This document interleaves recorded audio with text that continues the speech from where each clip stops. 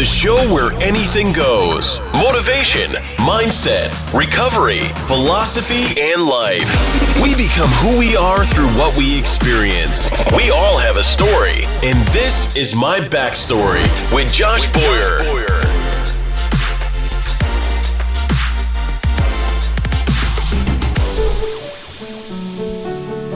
I was instructed to say something funny over the music. I'm thinking of something funny, and all I can think of is how Pat said my dog looked like a dragon. And now I'm starting to think, does she look like a dragon? Dude, the My Backstory podcast. This is going to be a podcast like never before, man. It's going to be a one-of-a-kind podcast, episode number 22. I'm sitting here with two members of the awesome SoCal reggae band, B Foundation, or the B Foundation. So when I was growing up, grammar.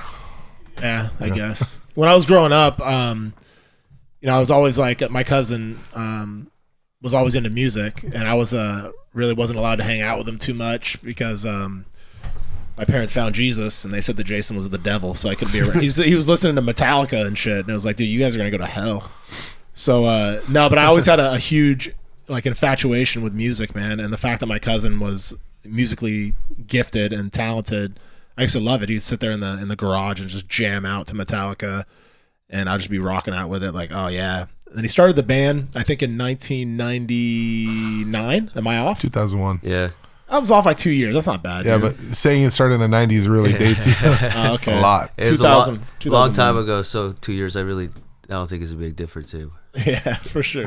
So 2001, he started the B Foundation, and I'm going to let Jason and Pat kind of share how that all got started, kind of what they're up to now, and then who knows, we may do a little acoustic. You guys can hear a little taste of the new single they got coming out. Take it away, Jay. Or we could just plug the track at the end of the podcast. Oh, wow. That's smart. That'd probably sound better. So we started the band in 2001. I was working at Tony Roma's in Arcadia, California, and so was Patrick. Was working at Tony Roma's in Arcadia, and then there was another guy, Ronnie. He was a bartender there. Pat was a host, and I was a manager. Just a classic case of hanging out with your employees, doing stuff you're not supposed to do. a raven host. Yeah. Yeah, Pat called in sick one time the first week I met him because he couldn't make it back from a rave in San Francisco. Nice. You actually worked at Islands too, didn't you? Was that before or after? Before the band? No, before Tony Roma's. Were you at Islands before that or after that? You went to Islands? I was a host at Islands. Not when you worked there. No. Yeah. Was, my buddy Adam worked there. Adam and Scott, and they're like, yeah, Pat used to work there. I think. I was like, really? I got fired from Islands as a manager because of the B Foundation. It's pretty crazy. That's a totally different band story. has definitely affected our lives in many ways. Still trying to figure out whether it's good or worth bad. it. Positive or negative, yeah. No, but yeah, so we, I overheard Pat and Ronnie talking about playing music, playing Sublime songs and this and that, and I was heavily into that kind of music for sure. Like I loved Sublime so much at that moment of my life. And I'd been playing guitar since I was 13. I think my grandmother bought me an acoustic guitar when I graduated 8th grade, and so changed my life, I guess. At that point. So I was playing guitar for a long time. Was never really that good, but I told these guys, hey, I could play guitar. Bass. Yeah, I could play guitar, and Pat was like, yeah, can you play bass? And I'm like, well, I don't know. It's 2 strings less. I could try, So I borrowed a bass from somebody and went over there and that was it. I played it through my guitar amp the first day. Well, let's jump prior to that real quick. It was before Jason was Ronnie and I met through mutual friends, and we used to jam. We grabbed the typical 30-pack and nug of the chronic weed and jam in his garage over at West Covina. And it was we were like, I don't know, man. Should we let because Jason was our manager. We didn't know weird. We didn't know his past. We didn't know like his history, like we did. So we were all sketch, like inviting him over because we're like, okay, we're cool with like drinking some beers. That's funny. In front of him, and then the first practice there was no weed. I remember this for sure. Yeah. You guys are all scared to smoke weed in front of Jay. Dude. I was Little like, did you I was know. 22 years old. Yeah, I he was was, super he was a old big old guy manager there. guy. I mean, what? Dude, you're 22 then? Fuck, dude, that's crazy. 23. I was 21, so Yeah, I was 23. 21 in 2001. Wow. Yeah, so the first practice there was no weed, and they didn't even offer me a beer for a minute. I was like, what the? that's this is awesome. kind of shitty. Yeah, I didn't even know how to play guitar standing up back then. It's Yeah, a trip. yeah. No, when I heard that about you actually, that you started playing guitar like right before the band was formed, right? Yeah, Because you're a classical pianist, and then you went from that to playing guitar. I'm I like, dude, this grew- guy's fucking gifted, dude. It's yeah. I crazy. grew up playing piano, obviously. So my mom, forced us to take lessons. I guess otherwise we wouldn't have taken lessons at all. And then she gave me the option to I can't remember what grade I was in. I think I was maybe 5th or 6th grade. She gave me the option to continue taking lessons or not, and I chose not to. But that's when I actually began to enjoy it more, because the songs that I play, the 5 songs that I know how to still play, make it 4. It was a classic. So. We're all ones that I taught myself after I. So I learned the technique and stuff and whatnot, but I didn't pick up a guitar until I was in college. Wow. And then there was a guy I rushed Sigma Nu fraternity. I went as a computer science major, rushed a fraternity, and never graduated. So if that tells you anything, But you started playing guitar. but so I that's started cool, playing man. guitar. Yeah. How'd you teach yourself? Did you just get a sheet of music? I mean, you knew how to read music, obviously. So Not just tablature and just just listening, I guess. Yeah. Power chords. I started off with power chords. Shit. I mean, I ain't the greatest solo guitarist out there, but I can play a You can shred, bro. He's being modest. Yeah, totally. chromatic scale. Well, compared to Tyler. Our other guitar player, Gil, is a super, talented individual as well. And he has so much style and very little, standard General knowledge He of, he'll just play and bend the strings till they're in the right Yeah. key, and then we try to play a solo in the studio, and he'll play 45 of them, and then I'll just be finally I'll be looking at my watch and our wallet, and I'll be like, "Fuck!" I'm like, Pat, your turn to play the solo, and then Pat will play it once or twice, and that's the one that will end up making the record. So That's awesome. he's being modest, to say the least. No, I think Gil too is one of those guys where I would watch him playing guitar, and I'm like, dude, this guy it's effortless for that guy. Yeah, if we had our own home studio, and we had all the time and money in the world, Gil, he's phenomenal. Yeah, for sure. He's got so much style. Nobody really sounds like him, or looks like him, for that matter. Speaking of Gil, yeah, I mean, we started off as well. Should we bring Joe into the conversation? If you want to take it the whole way through, Is that Bazooka Joe or no? No, Bazooka Joe is based off of the bubblegum. Yeah, Oh, okay. yeah. So it's okay. So sure. I feel like, have you seen Spinal Tap? You've seen Spinal Tap. I feel like when they tell the story about how all their drummers die, that's I never want to get into it with our band because it's very similar. But yeah, so Ronnie was our Ronnie was the bartender. Pat was the host. I was the manager. First practice, like I said, no weed, no nothing, kind of weird. And then finally, the next time we got together, these guys were smoking weed to the side, and I was like, "What the fuck, to the man? side. You gonna pass that or what?" And so after that, it What's up, give? was pretty normal. Yeah. Yeah. So we were a 3-piece band, and then Once he said you could pass that, the weight was lifted. yeah, we were good. sure. Oh, okay. And then we just So started. he's a cool manager. He's one We- of those managers. All right. We started learning every Sublime song in the Yeah, book, every Sublime. and maybe a Social D song, or it was. We literally at that point should have just shifted and became the best Sublime cover band in history. We'd probably still be playing in front of a bunch of people every day. Yeah, on a tour bus. Was that kind of what you guys were trying to do? Is that the sound you were going for? Was that SoCal I think we were just playing what we liked. Yeah. We weren't trying to be a band. If it wasn't for me, to be honest,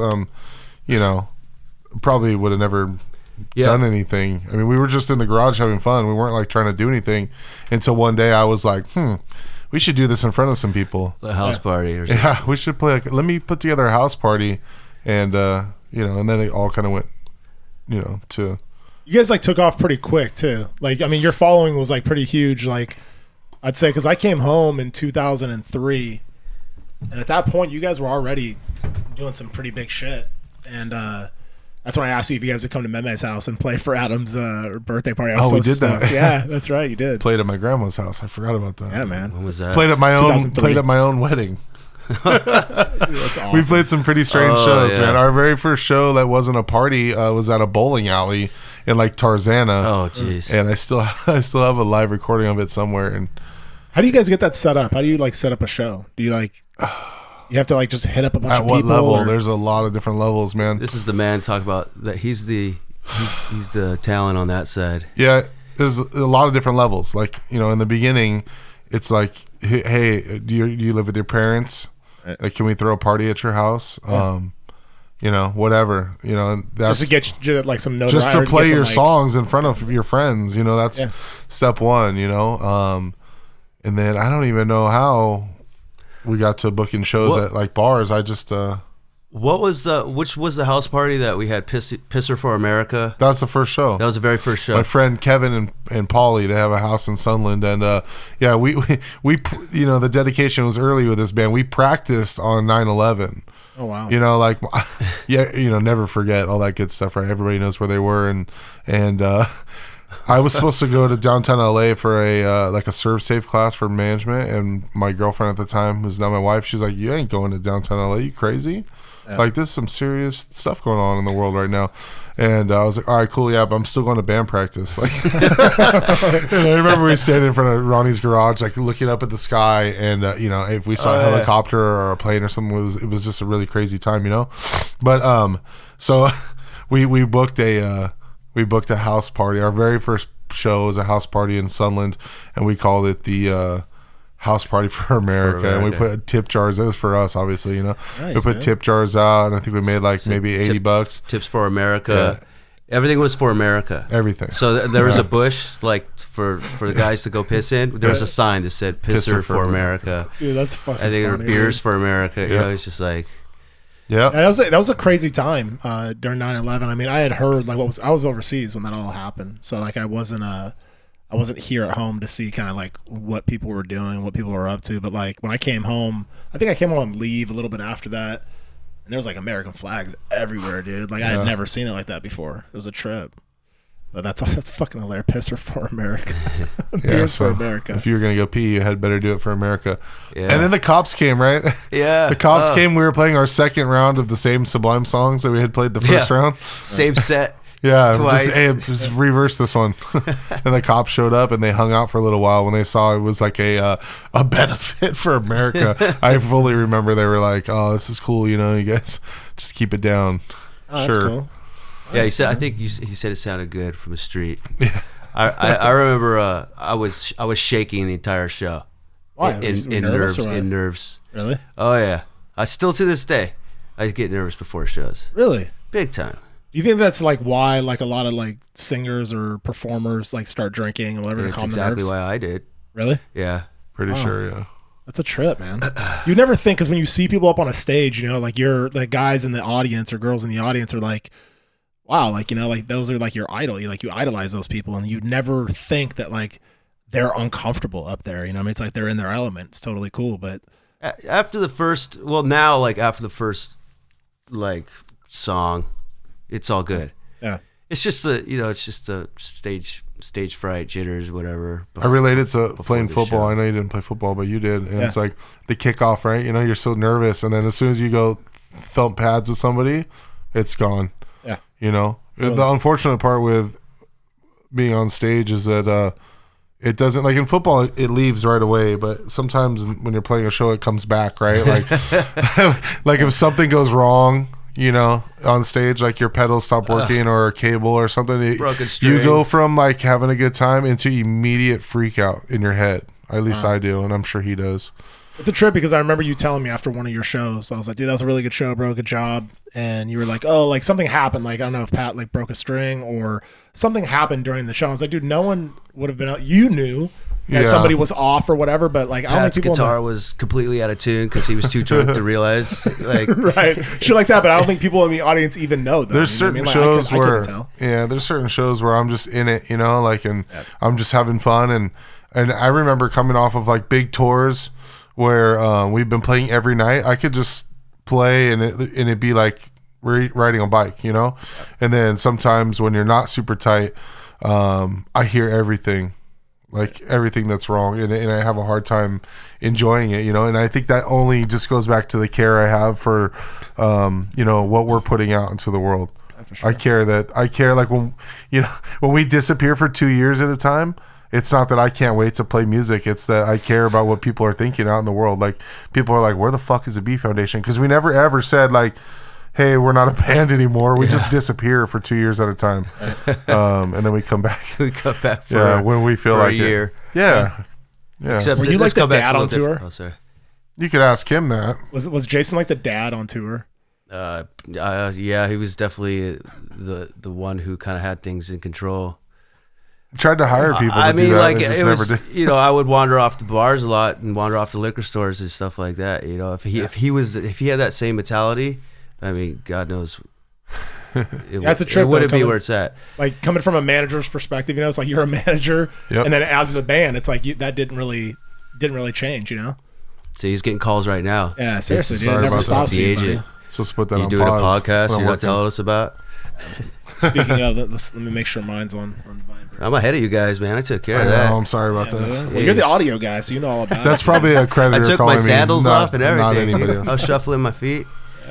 Remember we went to K Rock to do an interview with Cat Corbett, and I was so fucking nervous. There was like a little tape player, like a tape on the desk in front of the mic, same situation as here, but I kept like fiddling with the tape, and I could see the engineers like just giving me dirty looks, like looking at the tape, and I was like, okay, I'm sorry, but I can hear it today in the recording, because it comes through. It's natural though. Then, yeah. So how did you guys progress, man? You guys, so 2001, you guys form your band. You guys start touring at that same year or what? No. I mean, you were doing like backyard parties and whatnot, but you guys didn't start touring until what, like 03 maybe? No, even later than that. It'd be 04? 06. What? Oh yeah, that was 06 was the Mouse Well, our very first tour ever was with Long Beach Short Bus. in an RV. And that's the guys from Long Beach Dub All Stars. And We didn't have any short runs before that. We went to Santa Cruz and played with the Expendables 2 nights. With Casey, we slept on the beach, remember, in your mom's van? The It was just me, you, and Casey. what was the name of that tour? The Out of Dodge? No. Was that No, that was when we went to that Texas. was with Chris. I don't know, but we didn't know what the fuck Dan we the were doing. Automator tour. Yeah, I pretty guess. much. Yeah, we listened to Dan the Automator over and over and over. So when you guys start going on tour, are you guys like, are you getting paid for this, or is it like a paid gig, or are you guys just kind of like winging it? Like, oh, we'll show up and then maybe we'll make some tips and. Well, I always tell this story, especially when people want to know about alcoholism in music, and drug use or whatever. I always relate to this, right? Like when you're a band and you're starting out in the garage, you have to go buy your beer, right? Yeah. So you go buy your beer and you enjoy your time playing music. You get a little bit bigger and you start playing at bars. And when you're in a bar, there's people that they will give you beer now, right? So you were buying your beers, and then now they're gonna give you beer, a couple drink tickets. They wean you in. Here's 2 beers. Yeah. So Wow, thanks. yeah, so you have a couple beers, and then And it's only for the low Bud Lights. Yeah. You can't get any top shelf off this. Or well drinks. Yeah, That's it. domestic. yeah. So then as you progress, right, you get a little bit bigger. Now it's like, oh, we're gonna give you a tab. So it's like $400 tab, and you can drink whatever you want. But I mean, if you drink double Grey Goose Red Bulls, the tab goes away quick, right? So then as you get bigger than that, and luckily we got to this point, you got to turn in what you call a hospitality rider. And that is when you tell them what you want. Like, oh, I need a bottle of Jameson, a bottle of Kettle One. And don't forget the Jaeger. Yeah, a bottle of Jägermeister. So you get to tell them. And then from this point on is where I see problems in music. Because every single night you get the same shit. Because you advance the same paperwork.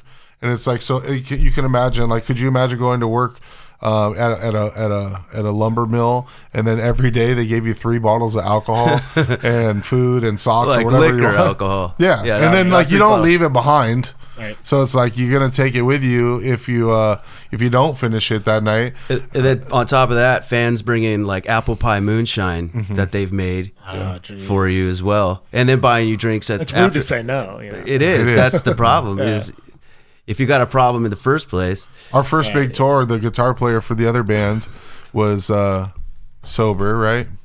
Blue Meadows.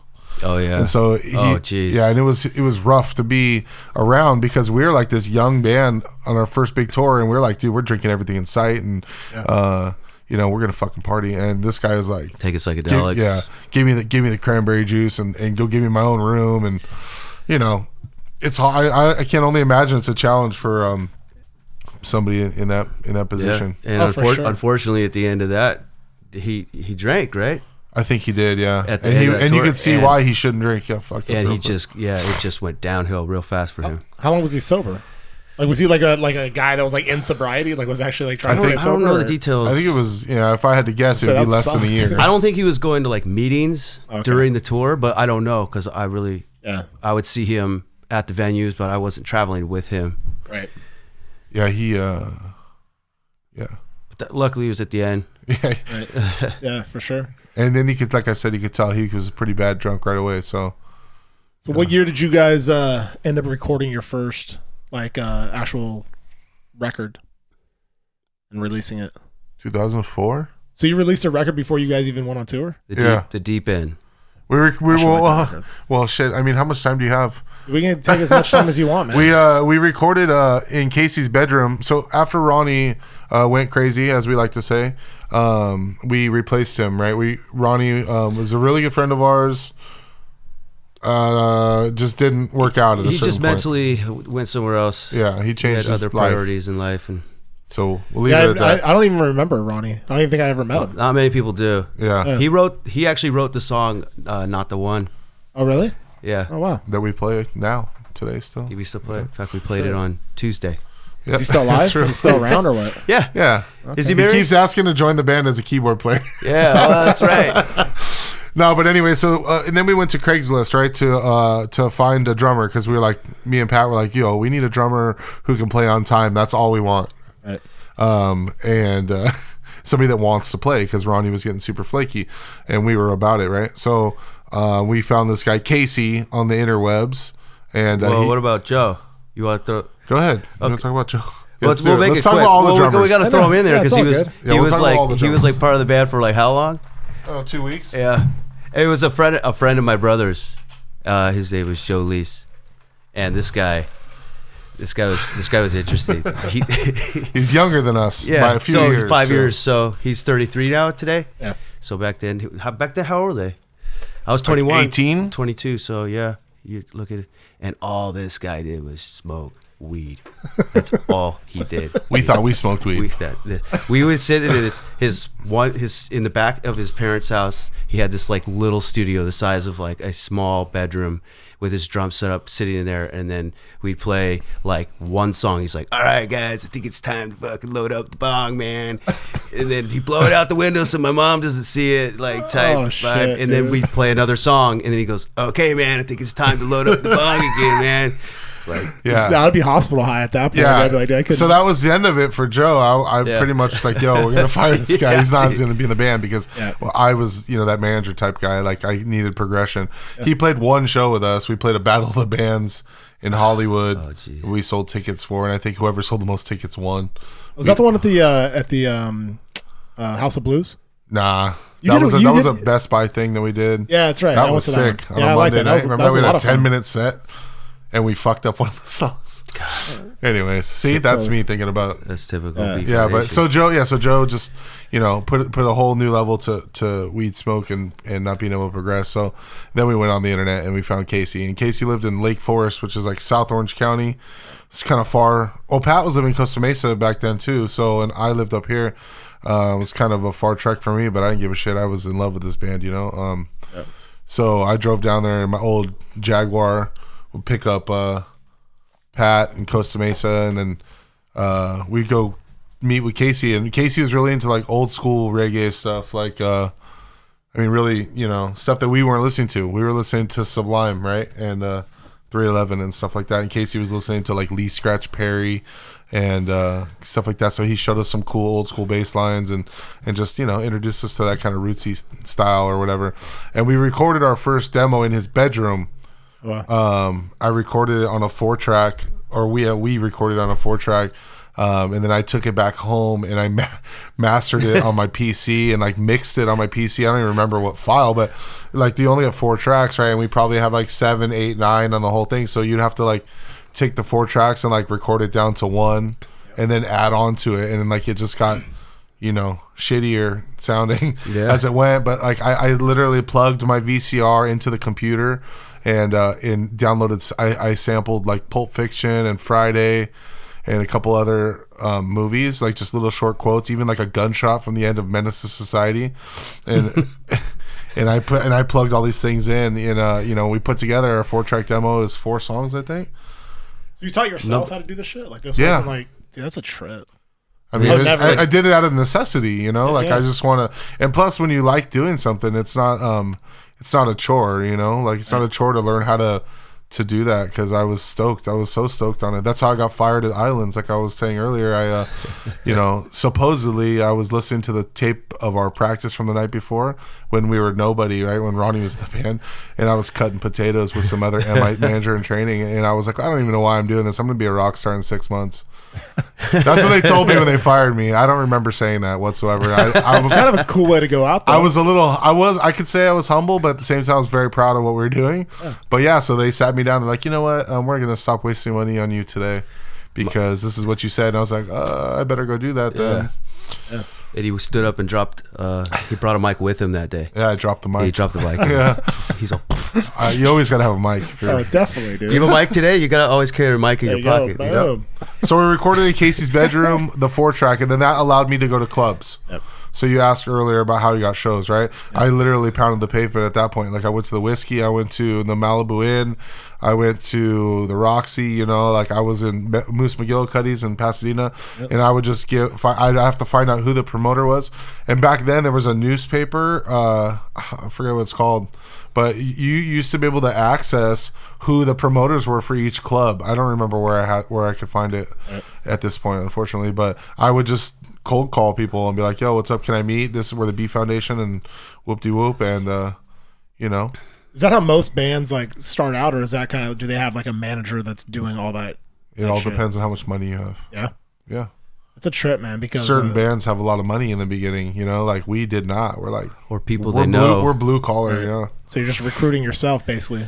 So Yeah, we have to. And like we have shitty equipment and no means to get better equipment, Like we went on tour in Japan and these cats all have like shiny ass brand new guitars and amps, and then we're just dragging our shit to the street. And Actually, the Schecter that I've been playing with for years is I bought that new in like 03. That was like $500, and that was just like an arm and a leg. no for me. way. The Schecter? 03? Or was it? Maybe it was 05. I was playing with that in Japan, so that was 06. That's 08. 07. That was 07. Maybe it was. No, it wasn't. I had the Telecaster. Yeah, in Japan you had Telecaster. No, I brought the Schecter in Japan. Never mind. I just started remember that was a long time. I didn't know you had it that long. I like that guitar.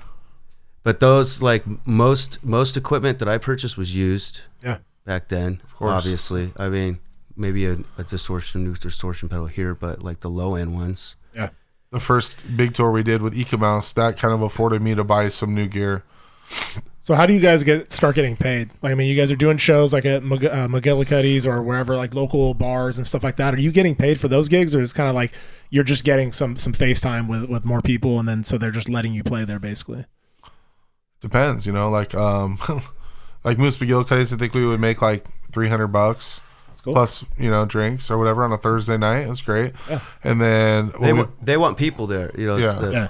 because Because then they get more bar tabs, and they make money, then we make money. right, yeah. Some of them is like that. Like there's so many different ways to do a deal in music. Like, it could be a bar deal. Like after they hit a certain amount, you get more percentage on top. There's what's called a door deal where, you're going to get a percentage of the door or the whole door. Like when we play in Long Beach at DP Altus from day one, right? Like 10, 15 years ago till tomorrow, they just let us take the door. So when you go in, you pay $10, they give that to us. That's cool. So if 20 people show up, we make $200. If 200 show up, we make $2,000. Is this all on a handshake? Or you guys have like contracts and shit you're writing? Depends on what level. Everything you're going to ask about, it probably depends on what level. Okay. Because at a certain point, we had an agent too, and a manager. Yeah. And then, that agent does all that work at this point. Now you have to be an established act where that agent can call someone in Colorado and be like, hey, the B Foundation's coming through. What dates do you have available? Yeah. And then after that, everything's drawn in the contract. Okay. So when you guys went on the last big tour, I think I remember, you guys were all over the U.S. You were like everywhere. Like every city, like when I started flying with this podcasting and stuff, I would hit you up and be like, "Hey Jay, have you ever been to Des Moines?" "Yeah, bro, I've been to Des Moines." "Hey, have you ever been to like mushrooms in Des Moines while I was playing? I think I smoked DMT there. Oh wow. No, so every time I'm lucky to remember I think all that stuff. I smoked it in Des Moines, but I felt like I was in Cleveland. No, I could in Des Moines. Do you remember Des Moines? That's when Ballyhoo was with us, and everybody ate mushrooms. Oh, that's right. Yeah. Two bands, like how many guys? Probably like 8. plus the owner of the house. You probably like 15 people. Guys, Yeah. all ate Shrimming. mushrooms Oh, dude, together. it was magical. That's awesome. Like the drummer Ballyhoo's he climbed up in a tree in the backyard and like nobody saw him. Yeah. And like he Shaking starts the tree shaking and the talking. tree. So like, it's the tree rat. Like I don't know what he said. Nobody in that crew will ever forget that night. Yeah. I promise you that. that's no one. awesome, dude. I'm not gonna ask who gave them to. It doesn't matter. Bonding. I don't know, fans. Yeah, that's awesome. That's usually who Yeah, gives us I mean- whatever you need. So when you guys went on that tour, at that point you guys had like an agent that was basically Yeah. setting that all up. Yeah. Is that how a tour works? Like basically, like the agent will say, "Hey, we're gonna be in this state. This, what dates do you have available?" And then you're basically making your tour based on the dates that are available. Well, it's a partnership, Like, as a manager, you work with the agent. I think when I had an agent, I spoke to him every day for 5 years, every single day, probably, and my manager, because I co-managed the band. Like he did most of the footwork at one point, but for me, just to disconnect from that would have been way too hard after everything that we did to get to where we were at that point. Right. Plus, kind of controlling, to my own fault. But I had to have a say, right? So, so the managers, basically me and this guy Matt, would talk to Zach, who was our agent for like 3 or 4 years, and we'd say, "Hey, we want to go do a headlining tour," and then Zach will do the work, right? And then also we'll say, "Hey, B Foundation is available to support," which is like go out and find us shows playing with bigger bands. Right. Like we'll take less money, right, to go play with Slightly Stupid around the country, because at that way you're weighing the money versus the exposure. You know what I mean? Sure. Like in the beginning, when you wanted the free beer, you would go play for the free beer instead of paying for it in your garage. It's the same thing. Like I'll go take $200 a night to play with them in front of 1,000 people every night, and then just hope that we can sling a bunch of merch, as opposed to going out as a headliner and making like $1,000 a night, and maybe there's like 100 people. Right. Yeah. And then They you already take have your shit, by the way. So it's Yeah. like you don't sell merch those nights. So are you taking like the money that you're making? Are you kind of like, I gotta like put some of this money aside because I know we're gonna need to do another track, or we're gonna need to do another album like next year, whatever the next year is gonna be. Because I mean that's probably the majority of the cost, right? Depends Would you on say? what level. I think we're gonna revisit that over and over. Like at the main when the band is self-sustaining, the band is one member. So it's like me, Pat, Gil, Ian, and then the band in the bank account.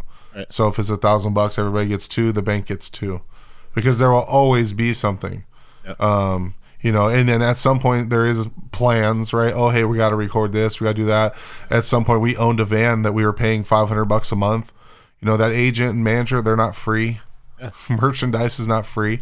So, I remember there's points where we went on tour and we went to Japan for 2 weeks. Every show was sold out. And I think we made $80.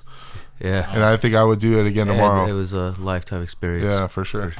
And then the money that you're while you're in Japan, is that like you're having to pay for your own way, like pay for your own food and pay for everything else while you're there? Or they, Yeah. Everything we ate, McDonald's. We ate a lot of McDonald's. I wish I ate more sushi back then. oh man, I didn't, and now I do today, and I regret it. But hopefully, I can get back there before I croak. We should go together, bro, because I've never been and I want to go. Yeah. That's awesome. Maybe we could find Miyuki, our translator.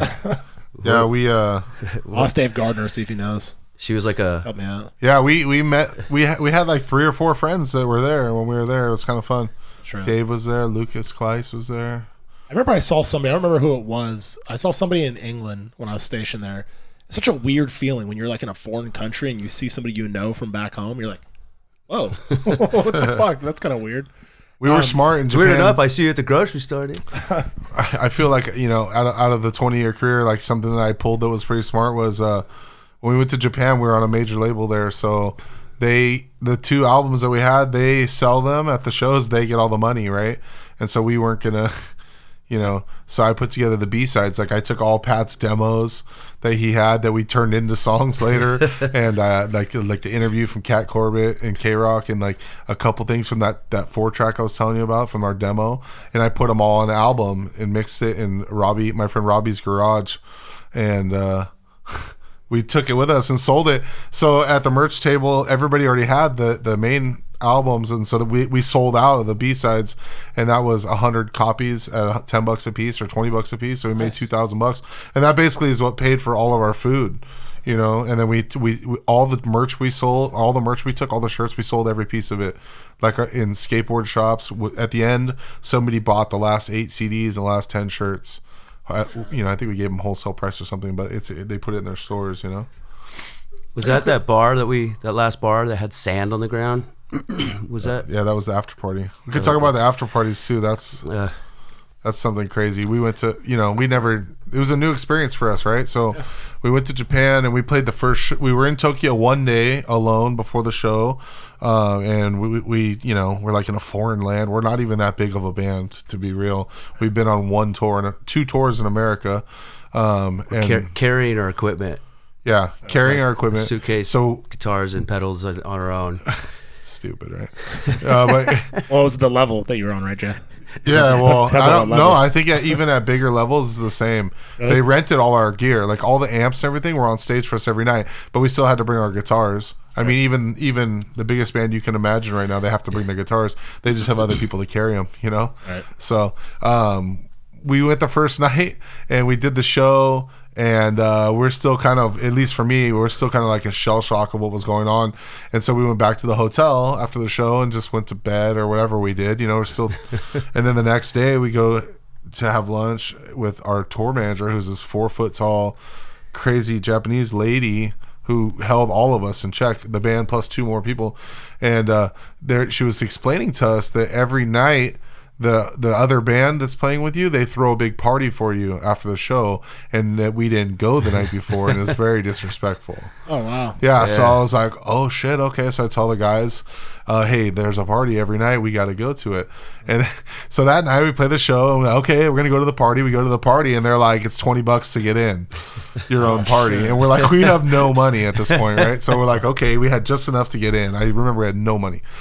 We get in, and then it's like all you can drink, all you can eat all night long, like craziness. They went late, dude, like 4 or 5 in the morning, and then we had to be in the lobby of the hotel the next morning at 9. Oh shit! Because our shows were far apart. We flew to 2 of them, and then, you know, bullet trains. It was a long ways away. Yep. So yeah, and then sound check and load in Japan is like 1 o'clock too. We're used to 4 or 5 or 6. Right. So yeah, so we'd have to go party all night long, or we're assholes. We got to pay to get into this party that we don't have money, and we have to sleep like an hour or 2 and then travel again. Like, I really don't remember that much about Japan, I think, because of all that, you know. Luckily, we filmed a lot of it. Yeah, and there were vending machines in the hotels that provided tall cans for the hair of the dog in the morning. Yeah. Oh yeah, like that was definitely shaky. That was my routine. Is I would wake up, Starbucks and McDonald's. Really. Wake up and go get a Sapporo tall can and just crack that before about 8 a.m. just to start functioning again for the rest of the day. And I picked up smoking a lot over that 2 weeks too. You know, Gil smokes. Everyone smokes, and everybody smokes over there. So I don't know if I was getting my own packs by then, but I mean, by the end of the tour, I couldn't speak. I was gonna say, doesn't it mess with your voice too a little bit? I did everything He sounded horrible towards the end. Everything you shouldn't do as a singer. Well, not only Smoke that, and drink alcohol and not drink enough water. You know, stay up late, don't get enough sleep. Yeah. And then in the clubs too, there's like 500-600 people, and they're all smoking cigarettes. Oh. In America, you can't do that, right? So blowing out smoke. Imagine you're like, you can feel it. You can like grab the smoke. Yeah. So if there was a show, you're standing on the side of the stage during the band before his performance, and you can see smoke coming in and out of his mouth as he's singing, because he's inhaling exhaling. He's just shit. Yeah, and it's like shit. I mean, I know you don't like cigarettes at all, dude. So you're like, so bad. Gets in your clothing. Like, you go back to the hotel, take off sweaty ass clothes, and they just smell so bad. I'm pretty sure I threw away a couple outfits because they're really hot, sweaty nights, and just. But you wouldn't see a cigarette butt out on the street. Yeah, they have little pouches like coin purses, and they put their butts in there, and then until they find a trash can. I like that. It's nice. That's It's actually weird. pretty cool. Like they're really cool like that, but then The culture's amazing. You'll also see a guy in like a full on like business suit, like passed out in the bushes at 4 a.m. But nobody But messes with him. nobody's messing with him. He's just, oh, there's a dude passed out. Okay, cool. Moving on. Like, I remember one night we were out we were out fucking with these. let's go get some hot food at the vending machine. Ignore that guy. All right. I saw a police be officer cool. come up to a guy who I thought was like a bum, but he was wearing a suit, sleeping in a bush, so to speak. And I'm like telling the cop, yo, this guy's like, maybe he's dead, whatever, The cop gets a blanket and puts it on the guy and walks away. I was just like, Didn't even check for a pulse or anything. it's a different world, man. But like I said, I don't remember too much of it because it went by so fast. And We hacky sacked a lot. yeah, A ton. And people would look at, because we go down on the sidewalks while we were waiting for our rides. Just that was a thing. That was like our thing. And we would just sack the street and they would walk by, just look at us like, oh, these fucking Americans, dude. Like these guys, dude. remember the Navy guys or some military guys came by and they gave us a book of what to say to women in Japan too. So after that, we were just like, hollering at every girl that walked by with just crude things, telling them we loved them and all that's types right. of stuff. Yeah. That's right. That's hilarious. Ashitaru. How did that? How'd you guys get that tour set up? to go No to Japan? action in Japan though. I got a kiss on the cheek. You remember? I thought it was gonna be Oh, like there's gonna be so many loose women, like you're a rock star in Japan. And it's like the opposite. Complete. Yeah. No, dude, they're like the most like conservative. So like- conservative. Yeah. No, I it's did. way What I different. did tried- was, it was after a show, and I faked like the chick. I said, "Here, go, come give me a The kiss on meme the, trick. the cheek." As soon as she comes up, you twist your face and give her the lips, and she just like lost it. Dude. She's like, "Oh, it's just like crazy." Dude. Like I was like, "Okay, calm down." That was the action of Japan right there. The first manager who ever joined the squad outside of myself was a guy named Dave Resin. Yep. Super cool guy. I mean, he was booking us shows out. I think he was a promoter in the beginning more than a manager, and then he was managing a band called Tomorrow's Bad Seeds, some friends of ours. And I needed help. At a certain point, you can only do so much, right? So we set up a deal with Dave, and he did a lot for us. I mean, he helped us get to levels that I couldn't without his help. And when I look back on it, I feel like it. And I've told him personally too, but I think it went on unappreciated. Unfortunately, because the music business is rough, dude. And I always wanted a better manager, and I always wanted a better agent, and I always wanted to play bigger shows. And so as it dwindled down, I had a one-on-one with him and thanked him for everything he did for us, for sure. Because that guy, he was blood, sweat, and tears for the band. And at some point, when a better opportunity came, I took it. So, anyways, he helped us get to Japan. He also managed a band called OPM, who was I don't know, like hip hop reggae thing. I don't know. Sounds super SRH. familiar. Like Liquid OC. They were, but they had a decent following because they were, the Spade, right? SRH. They sponsored us for a while, and they were kind of in that whole thing, Cottonmouth Kings or whatever, like that whole vibe. And so they had a following in Japan. So Dave was managing OPM, and OPM went to Japan, and then he spun that into the B Foundation. Nice. So he was able to get us to Japan. So he owns pretty much everything for getting us to Japan. So. Awesome. Yeah, I appreciate that for sure. And then the tour itself cost probably like $80,000 altogether. They did a lot of ads. Like we were in newspapers. We went to Tower Records we went to Tower Records in Tokyo, right? And we went up, and there's like a cardboard cutout of us. Oh, nice. It's the weirdest shit ever. Take a picture of it. I'm sure. Yeah, somewhere out there. Yeah. This was so weird. Right when like iPhones were like coming out. So, yeah, if we had phones, we'd taking quality pictures back then. Like, wasn't really. Yeah, they had to have a camera. Our friend Brandon came with us, one. and he filmed everything on this $20,000 camera. It's all HD footage, but right now it's kind of all like in limbo and never got converted. I don't know. We have it somewhere, and I have a lot of audio. We took a mini disc recorder, and we taped a lot of the shows. But as I listened to them later, we touched on it a little bit, but Pat's voice got like progressively worse. So a lot of the recordings are shitty. Like they're fun to listen to because we're talking in Japanese and stuff, but like Pat's really like on a couple of them. You think I would be like someone like me? Like if I was listening to it, I'd be like, I could tell the difference. Yeah. Oh, and the voice? Yeah. Oh, yeah. Towards the end, yeah, for sure. I'll show it to you. It's basically just like laryngitis. Oh wow. Like the last show, I think I didn't want to even sing. I was like, I was singing songs towards the end, so I mean that's a problem. I was like, why don't we just go up and do like an instrumental or something? I think we played Collyweed for like 20 minutes. Yeah. Were you hurting or what? Sore throat. I mean, I had a sore throat at that point, and I was still smoking cigarettes. It's all wrong. On the way to Japan, him and Ian were cut off from drinking by the airline. You want to hear this quick story? Yeah, hell yeah. Okay, I so wanna hear it. I mean, drinks are free for a 12-hour flight. That's bad news right there already. I don't know how more people don't get in trouble on flights. I don't think they do that anymore.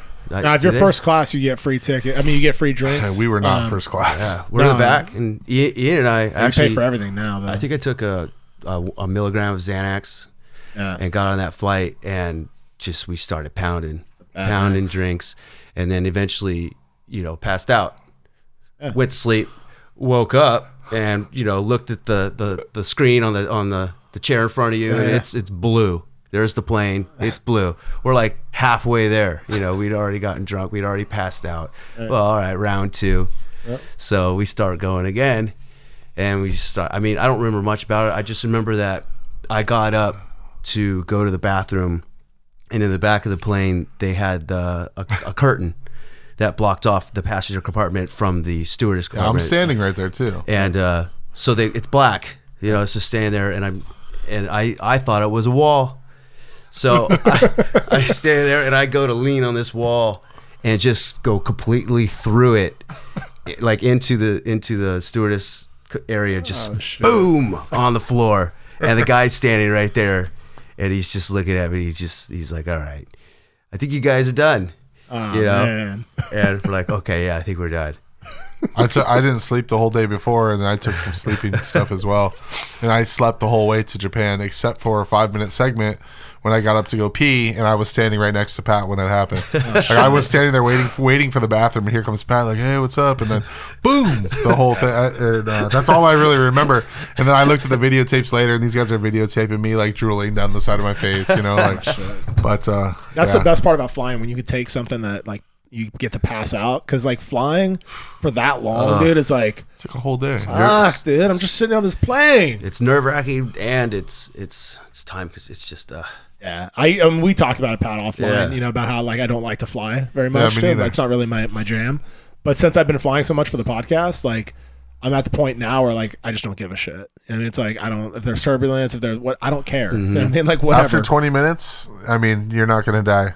And then the 20 minutes going down, you're gonna die again. Yeah, So exactly. like, no matter what I do to prepare, it's like after I'm up there 20 minutes, like I know I'm fine. Like no turbulence is gonna do anything. Right. But then when it starts going back down again, the anxiety creeps back in. Like, oh shit. I can hold my composure now pretty well I'm through good now. some minor turbulence, and I'll be like, "Oh, I'm good." It's just air bubbles. It's just air bubbles. Yeah, I'll just pull out the magazine like the other business guys in the flight, just reading like, "Oh, this doesn't faze me." And then as the turbulence gets a little bit more, then I'm like, Tighten "Oh, your you gotta be seatbelt. fucked." Okay, no. I put the magazine back, dude, and I'm just like, I can't do this. Like it used to be a lot worse. Like I couldn't get on a plane without going to the bar. Yep. There was one flight coming back from the wedding we played up in Canada, and we got up. We this Jaeger bombs like for hours into the night, and we got back to the house we were staying at and got to sleep for like an hour and a half. San Francisco? When we flew from Canada, Yeah. We had to be at the airport at like 5 or some early time in the morning, and just I didn't have a chance. Woke up just like sweating Jaeger, and sweating Jaeger out, and didn't have a chance to get I was drinking the shower I took in the morning before we're going to the airport. I was pounding beers in the shower, and beers don't do the trick. Yep. It's got to be liquor. Oh, for sure. And that just made me bloated and uncomfortable. And that flight was just anxiety times 10. And just she wouldn't serve us. I didn't have any money. and she wouldn't serve me a drink. And I asked her for Advil or aspirin, and she brought me like two Advil, 2 aspirin, and because I have a massive pumping headache. And like half an hour later, I asked her again. I said, "Can I get 2 more?" She goes, "Oh, I think you've had enough, sir." And because I'm sitting in the chair, The like same thing in Japan? just sweating. Yeah, right. Just sweating, just having the worst like time on that flight. Like just that was another a horrible visit in general, because we were starting a tour that day in San Francisco. That's right. And our old tour manager Monster was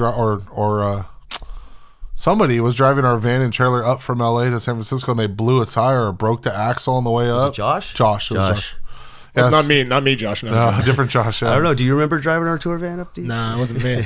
I drove the El Camino to Reno once. That was about it. The Monte Carlo. Monte Carlo, my bad.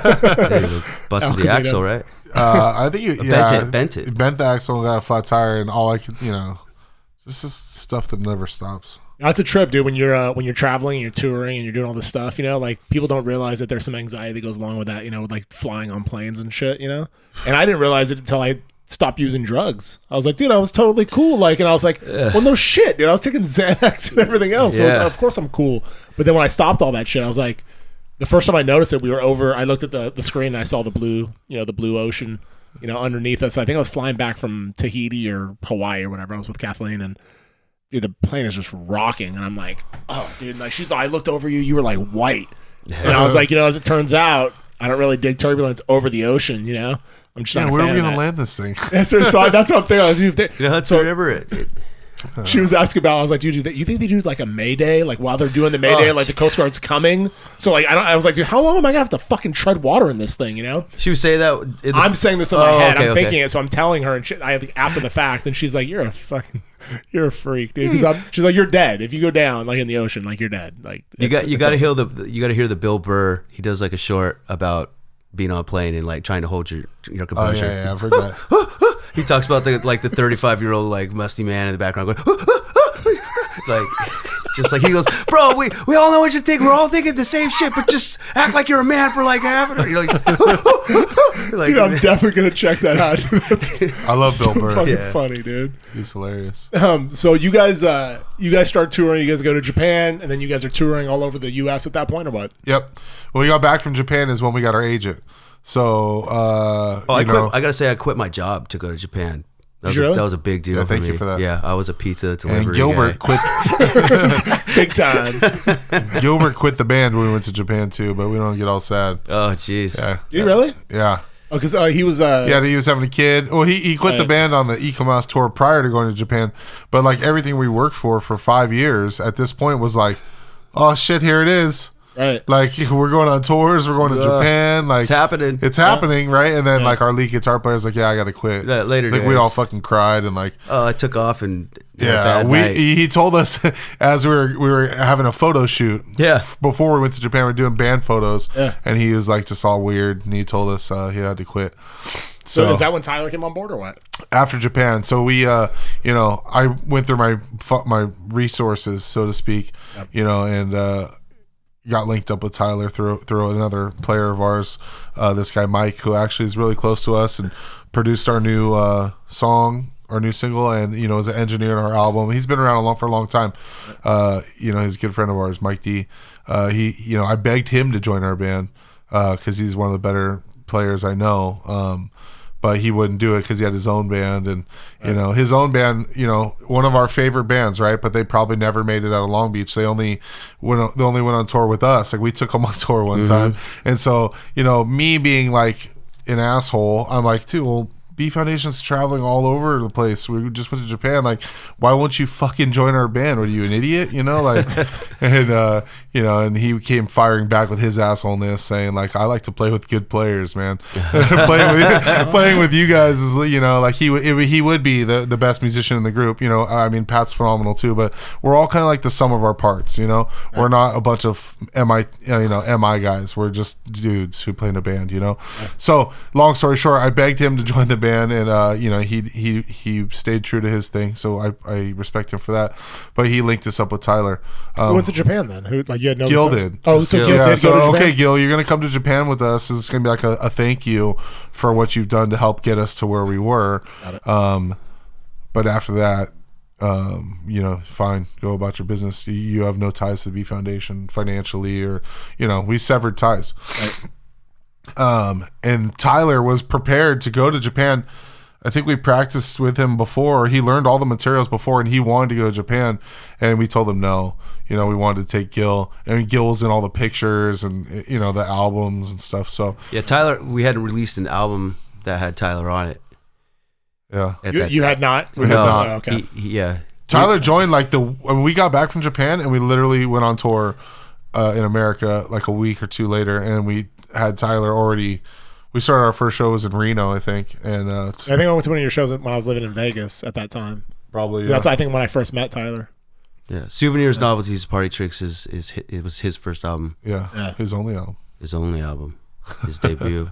What happened with His that? Adios. What? Bands are so you guys have so many interesting moving. It just parts, kind of that man. was like We never even got to that was Ian. when we hit our Oh, we didn't. Shit. We're always gonna come back that to was drummers. when we hit our first hiatus, I guess. Well, When you Tyler, mean when Tyler left, right? Well, no, we went straight to Joe. Oh, that's right, Joe. Tyler was in the band for like 3 years. God, I could do a whole show about Tyler. He was He's gifted, man. He was a Very good gifted. Yeah. He's the opposite of Gil. Okay, like I said, Gil has a ton of style, right? Like phenomenal style, but no mathematics, Technique. no theory, no. He doesn't know chord Like progression scales, like- right? Like he just like harmonies. He just bend it until it's there, and that's heart, and it's whatever. like- Jimi Hendrix is the same way, right? Picking up a guitar, just playing it and learning that way, not looking at a sheet of music or Right. watching a video or going to school. For sure. You just listen And back. Tyler's opposite. Yep. Tyler's got a perfect ear. He knows every scale. He's a machine. Right. So he learned all our stuff very quickly. He sent me a tape of him playing. I remember sending him, okay, well, Rincon, that's going to be a hard one, and Say It and Sin, these are going to be hard for you. And he sent me the tape, and he was just shredding over it perfectly. Nice. So I'm like, I was so stoked, I was like, all right. And then we met him, and he was like a fucking goofy looking character, just eccentric. different Yeah, he's than an us, eccentric dude. Yeah, he's just different. To replace Gil, that's some big shoes Yeah. to fill. Like I personally wasn't like stage presence as well. Like Yeah. personality, stage presence, and sound style, whatever. yeah, Gil's climbing on amps and stuff, and Tyler's very reserved. Like we spent 3 years together trying, battling a little bit, a lot, me and him. I think I wanted him to be something that he was never going to be, right? And then we were something for him that he wanted us to be something that we were never going to be. I would be happy if Tyler was still in the band today. We didn't fire him. He quit. Like it got a little squirrely towards the end. We were on Warped Tour, which is a fucking grueling event. Hell tour. Yeah, and we had the funniest part is we had a meeting with our manager at the boat, remember? Before we went on Warped Tour, and he was all telling us this is the tour that breaks bands up. Yeah. This is the tour that breaks bands up. You guys need to do this. I think I was there with you at the boat when Maybe. you met. Yeah, I think it was right before you left. I'm Yeah. pretty positive I was actually. And sure enough, it First show in, it's like, oh fuck. yeah, first show in, there's a sandstorm blowing sideways. It's raining while we were playing Right. in Salt Lake City. It was crazy, What but was it about the tour though that breaks bands up? Is it just Hours and it's just different. Like you load in at 7 a.m. where we're used to loading in at 6 p.m. right? And then the festival's all day long. You're expected to. I mean, this is every band member is expected to go out and flyer the audience to go for your 15, 20 minute set. Tell everybody needs to know what time you're playing. There's like 25 stages, so Yep. it's a battle to see who can get who to your stage. So it's just a lot of work, and it's hot as fuck. I mean, in Pomona it was like 116 degrees. But the 55,000 people there, I mean, that's what matters. You see the smaller bands, and when you show up, you pull up in the parking lot, and you've got band members just like sprawled out underneath the vans, sleeping under just in vans. the shade, just looking haggard because there's just not a lot of time to chill out. Yeah. Because you're just constantly, doing something. There's no lights at Warped Tour, so the show's over when the sun goes down, and then all the buses would have like, in the whole bus area, we have like a party, or depends on how far the next day is, right? But we pull out at anywhere between midnight and 3 a.m. to get to the next venue, and then it just all starts again, and it's just fucking nonsense. How long does this go on? 7 weeks. 7. Holy shit! We only did 3 weeks. Yeah. But it's tough, We sure. so anyways, What was your favorite Warped Tour? Which show? Mine was the Gorge. venue is beautiful. Yeah. I don't know, our set, as far as our set is concerned, I think Sacramento was super cool. People were throwing a bunch of joints at us, remember? Was that when We did the interview? Everclear? Yeah. We were sitting there watching We did an interview for something, and the guy from Everclear, which is a pretty big band, right, was in the same room. Mighty Ford, right? No, not that's Everlast. I am Everclear still is living Santa when Monica. you're ghost. Oh, yeah. Lonely and dreaming of the West Coast. Yeah, I saw them play at 7-Eleven in Burbank at 8 a.m. one year with Kevin and Bean. But, so like they were a pretty big band. Yeah, for sure. And so me and Pat were sitting in this press area with him. And just Art is his name, and just hanging out, like kind of like, oh shit, that's Art from Everclear. Yeah, because they were a band that I looked up to a lot. Yeah, big time. I listened to a lot. He's sitting right there.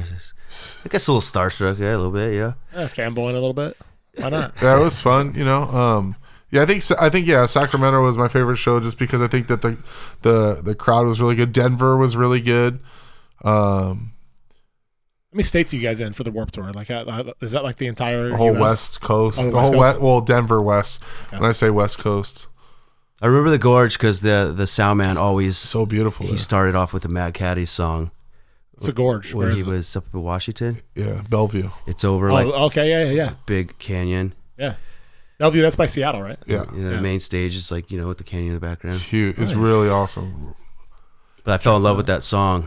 Yeah, the Drink It sound. for 11. Yeah, the by sound Mad man always Caddies. put that He always on. played that as at every show he would play that song to like check the sound system.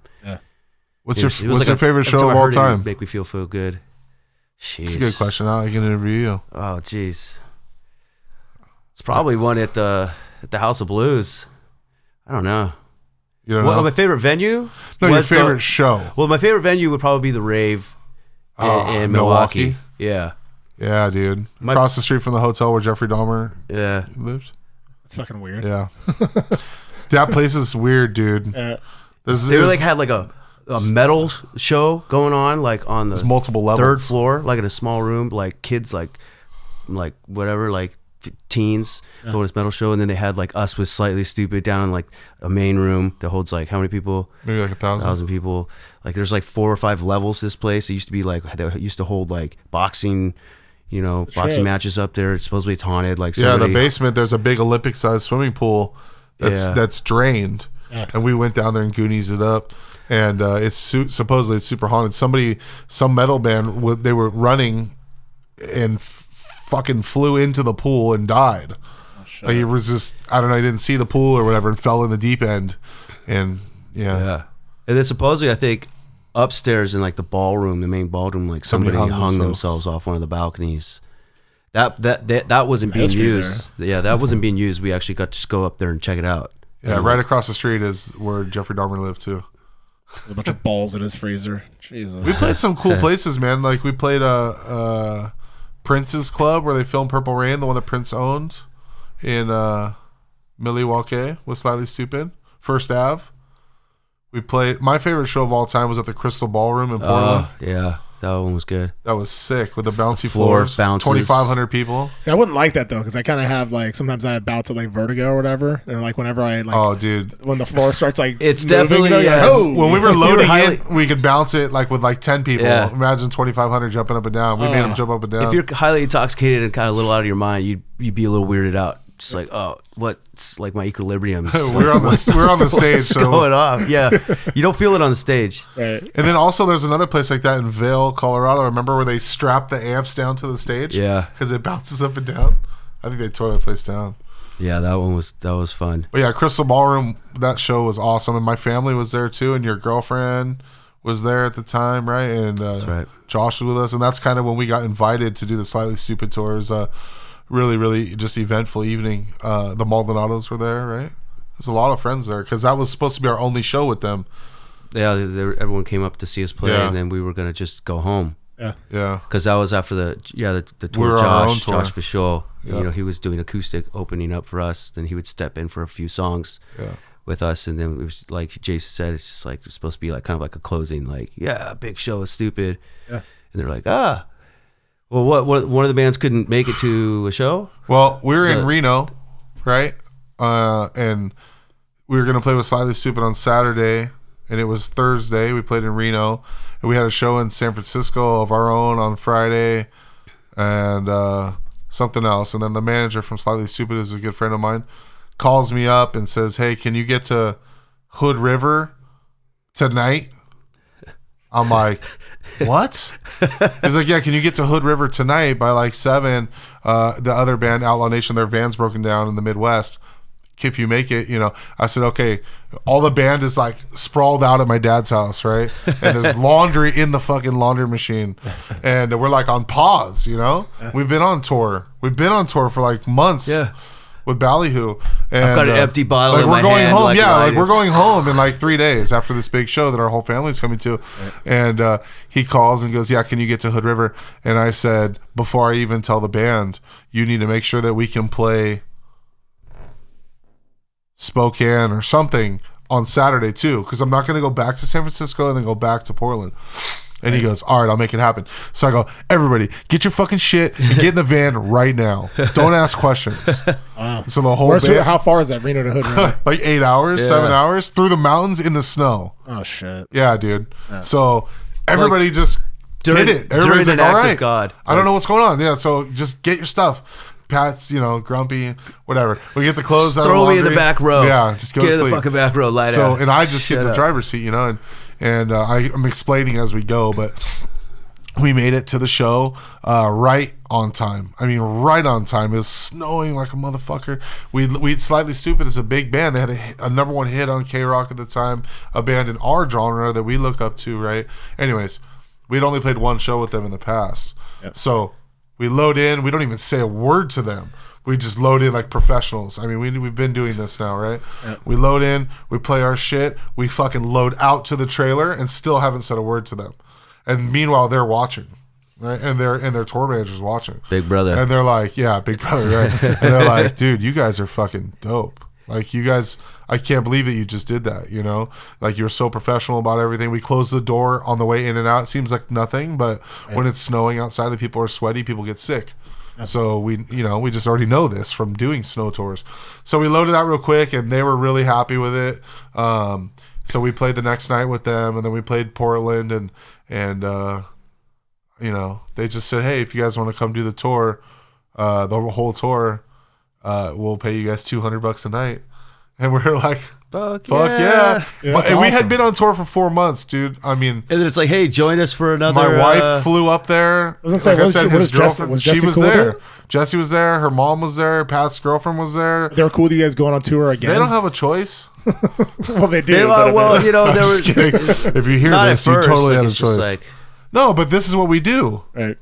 You Yeah. know, Yeah. we're already in this relationship to- with these ladies that understand. Like, and to pass up an opportunity like that would be stupid. Yeah. Like, slightly. It's slightly extremely stupid. stupid. yeah, it's not like they were like, "Hey, do you want to go on your own headlining tour for the next 5 months?" We would have said no, right? We're gonna go home.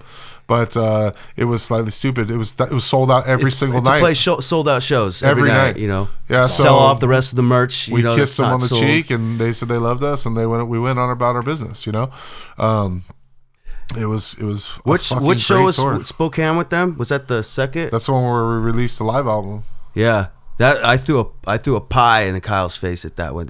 Yeah, that's right. That yeah. was we were Ian lost his shit. Like, we're up in the green room after the show. We were threatened to get kicked off the store every night. By the Yeah, way, every and we're night. just like drunk. You know, Kyle's up there. every night.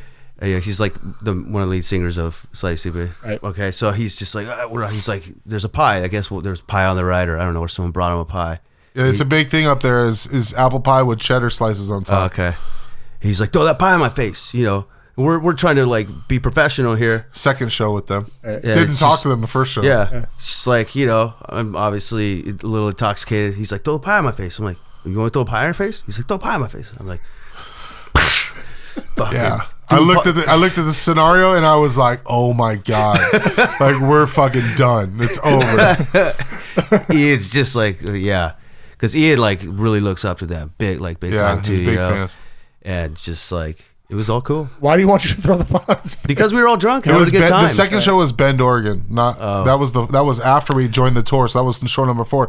The reason I say that is because I remember Bend. You said Ian, it made me think about when we were in Bend on the second night when we actually like hung out with them and we were smoking bong rips with the other dude, Miles, and Ian's like younger. He's a big fan of this band. You know what I mean? So they're smoking, and Ian takes a bong rip, and Ian's taking a bong rip. Oh and shit! That's Miles right. is like talking about something like the government or something, you know, that was deep. Aliens. Yeah, something deep, right? And Ian just goes, Miles, you're rad. like totally serious, right? He's just like, Miles, you're rad. You're so rad, And bro. I was just like, oh my god, you're such a fool. It was a very honest moment though, you know. Yeah, and, for sure.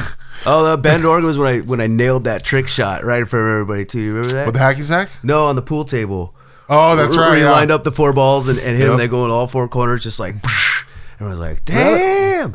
Nice. We had a was couple interesting times at that venue. Remember, we played that venue with Short Bus on our very first tour too, the small room, and we played a Sublime song, and Oh yeah. and they were fucking mad as shit at us for that. What did we play? Was Pawn it Shop. Pawn Shop. Yeah, probably the one time we ever played that in front of people. Is it because they just didn't want us to play Sublime songs, or were they gonna play Pawn It's just Shop? Mongo was like Yeah. standing over there, like Sublime songs. their tour manager was standing in the other room staring at us while we were playing.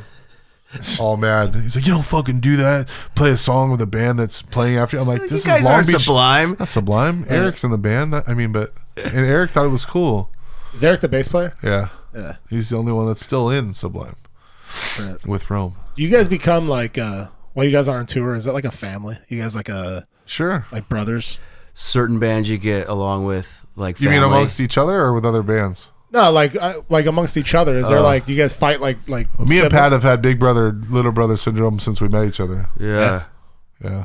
'Cause that'd be interesting, you know. As long as we both know, it's fine, you know? It's an interesting dynamic because it's like, dude, you're spending so horrible. much fucking time together, and then it's like, We've all seen each other's wieners, if that's what you're asking. yeah, that's cool. Good shit, man. Good I shit. drink. I don't care. I'm drinking Ian's piss. Yeah. It's happened. Dude, Yeah. that's closeness, bro. That's You know, closeness. it's- Well, you know why? Because this dumbass didn't put it where it's supposed to. Yeah. You're supposed to stick. You pee in the bottle. Yep. While the van's moving, you throw it down on the compartment by the sliding door. Yeah, so when you open the door, the 2 doors. goes out. Well, this guy, left it underneath one of the chairs or Right. one of the benches. So anything under the benches is supposed to be water, free game. And I was after a show, just reached down, opened that up, didn't look, and yeah. Yeah. So- the good thing about it was cold. So Same thing, though, warm, steamy piss. at different levels, right? In the beginning of the band, when we're like borrowing Pat's mom's van, and like we're just geeking out on music, and we're like high fiving egg. each other and loving. Oh. We just like love each other, you know. And towards the end, it's like no one's even talking to each other. Really? To be completely honest, yeah, like Pat or Tyler are just in the back row, like empty to the world, you know. So how do you play a show like that? How do you Because have we're this- working at this point, you know. Like any band that you talk to that's semi-successful will tell you, it just becomes a job at some point, and it loses this fun, you know. Right. And I love it a lot. It just it loses. It's not as pure as it used to be, you know. more profession, less fun. Yeah. Right. Because you're getting paid. So, people are relying on you Yeah. to be there at a certain time, to provide people to be there to, make the venue money off of alcohol purchases and whatnot, buy tickets and stuff. And if you're late, then, you and booking managers and stuff like that, people Yeah. There's more pressure. relative to back, like, hey man, what time are you gonna go up to Bobby's house, dude? Oh, we're gonna set up my equipment around 10. Yeah, for Right. sure. Showing up, with a bottle of Jack in your hand. Like I always said, I wanted to throw or just do a house party tour, and just tour and go to Dude, that people's would be houses. The Foo Fighters did it. I'm pretty Did sure they? we can. Yeah. Bunch of kickbacks, dude. No, but Show them know, a kickback, man. I think every band is different, like the Police, right? These guys used to punch each other in the face after shows. Like, we've only punched each other in the face a few times. I deserved it. Well, we don't need to go down that road, but like, bands, you spend a lot of time with each other, Yeah, like, totally. it's not I'd love to say it's all, you know, roses, but towards there's only so many stories you can share because you're creating all the stories together at that point, you know. So when you get in the van or the bus, it's like, you know. Are you guys like doing your own thing at a certain point where it's like you're doing your thing, Pat's doing his thing when you're not on stage, when you guys are like, yeah, I mean, Tyler was really exploratory. Like we would show up to a venue and Tyler knew what he had to do, right? If we were sound checking or not, or if we were loading in our gear or whatever there was. And then he kind of like would just leave. Tyler had a little extra pocket money too. Yeah. Like he had that freedom to go out and do stuff. he was the rich dick. We were offered broke. Yeah, and we were offered like, you know, multiple times. Like my friends would be like, "Oh, hey, come just sleep on my tour bus tonight, Jay," and I would be like, "Nah," because not that I owe it to my band. I just I guess I do at the same time. You know, like I'm protective of the group, and sure. I wouldn't just take off and go explore the city for 3 hours because I feel like I own that project. You know what I mean? So someone has to be responsible for whatever's going on there. I would go explore the city for a liquor store. Yeah. When did you start drinking, Pat? Like 18. So when you were 18 and you you got in the band when, 21? 21. So my first drink was a shot of Goldschlager. Ooh. 3 to be exact, and I was drunk. Wow. So you start the band. Did you know you were going to be a singer? No. Because he played piano, and then when did you start singing? I did. I sang for my fraternity once. I sang "It's a White Christmas." It's beginning to look a lot like Christmas. You sing it, and I also, You sang a couple. It's beginning to look a lot like Christmas. Wow. Everywhere you go. Nice. Okay, and then I used to sing a lot of Green Day, like just for fun back then. And then I fell in love with Sublime. I used to think Brad was black when I first heard them. Nice. That's how much I knew. I've never heard that. Yeah, That's good. funny. But he'd be stoked that you said that. A gnarly voice, man. That's for sure. Because it was soulful. Yeah. You know? I'm like, there's a white guy who could be this soulful. Until they played punk songs, and you're like, wait a second. And then it was just when I started learning how to play guitar, you know, and then Ronnie and I just loved Sublime together. Going back to Ronnie. Someone has to sing. So he wasn't gonna sing. Yeah. You know, so we just sit in the garage. I'm like, I'll sing. Wasn't like, I'm a singer. I always wondered that because I didn't know that about you. I was like, I wonder if you had like, I know you had piano lessons and stuff like that growing up, but I didn't know if you had like voice lessons and shit. No. Because I remember when I first saw you guys together, the first like show I saw, I was like, Whiskey and Chronic. I was like, Voice lessons. Patrick always has to be pushed to the forefront. Yeah, I was like in awe though. You know what I mean? Like I was like, wow, dude, this dude's like super. You have an amazing voice, man. Yeah. Like a really good voice. I still think I sound like a retard sometimes. No, not at all, dude. Not at all. I think it's pretty gnarly. It's good that I followed somebody who sings like from the heart, you know. Yeah. But I did try and replicate a lot, and obviously that shows. But that's good. I mean, it is what it is. Do you think going like getting into the band and then you start like touring and you're boozing, people are giving you free alcohol, you got tabs and this and that. Like at what point were you like, dude, I got a problem. Like this is like I'm forgetting words or whatever the case may be. When did you realize like, hey man, I'm fucking up? I don't know. When I wanted to admit it. Yeah. I don't know. I remember one time, you guys, the band picked me up from Sierra Madre. I think I had partaken in some MDMA the prior night and drinking. Yeah. And I got into the van with like, your wife was in the van. We were going to the Maldonados for something. And I got into the van. We were going to Arizona for something? Yeah. Probably a show. For a show. No, the band was all in the van. Everyone was in there, but I think Jace's wife was coming along for something. And then I was just like, I was like, he's like, blah, like just, you know, alcoholic, fucking arrogant asshole. Right. I laid down on the floor and just like went to sleep the whole time. And then I got out. Jay's like, you know, you got a problem, man. You gotta go to rehab or some shit. I think it was like around there. And I was just like, because you know, I was doing not only alcohol, I was doing yeah, we're good. That the drugs as well. Yeah, you know, a lot of ecstasy because I had a buddy who made it. This is back before Molly days and shit. Like, yeah, for sure. But he would have like I would go over to his house and he had a bowl, like a big kitchen Tupperware bowl thing, just of powder. Yeah. Just boop, just dip your finger in there. Oh shit. And I would just do it by myself. Like I would just go over there, like, hey, what's up? Here you go. And just go home and like drink oh Jesus. Cheap vodka.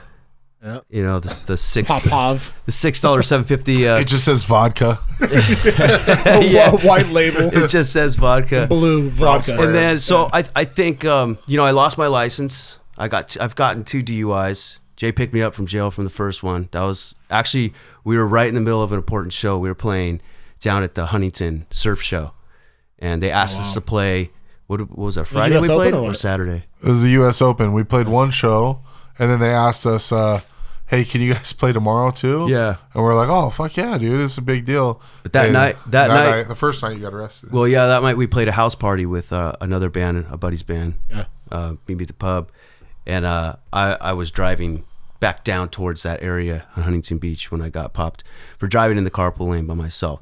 So I wasn't like swerving all over the place, but anyway, that you know of. yeah. Well, he said I was going 75, but I was in my Camaro, so it feels like 50. If I could chime in on the question you asked him about alcohol, Pat always maintained, in my opinion, I didn't care what Pat did. I cared about him as a human being, right? Like I could see when there was a problem for him, and I hope that he would get better, so to speak. But he always came to work, and me being like that manager type guy, I didn't necessarily care what you do outside of work, right? Like he came to work almost every time and performed and did a good job. Except for what? There was a couple times. The Lighthouse. Well, the Lighthouse is when we decided we were going to hire another guitar player. We were a 3-piece, and Gilbert was in the audience, and I'm like, "Hey, does anybody know how to play guitar? This fucking idiot right here is all drunk." Yeah. But that was way early in our career. There's a handful of times where I was like, I could quit the band because Pat is embarrassing me. Like, I mean, we played 1,000 shows, so if it's 5 times, then whatever, like we're a rock band. You could see changes throughout time, like in videos. If you watch videos, I got very swollen.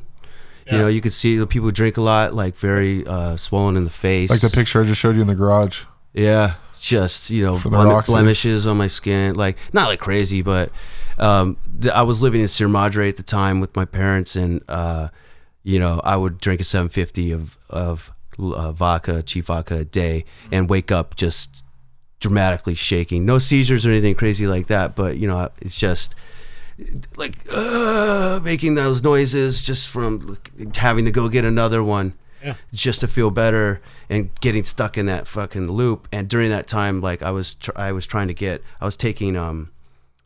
the 18-month program for my second DUI, where you had to go every week, to your classes, and you had to do so many AA meetings, and they took my license for 2 years because I refused to do the breathalyzer and the second DUI. So I was like, oh, I'm going to fight it, like all this. And like, it was right around then, that was where I kind of realized I was like, okay, shit's getting kind of serious.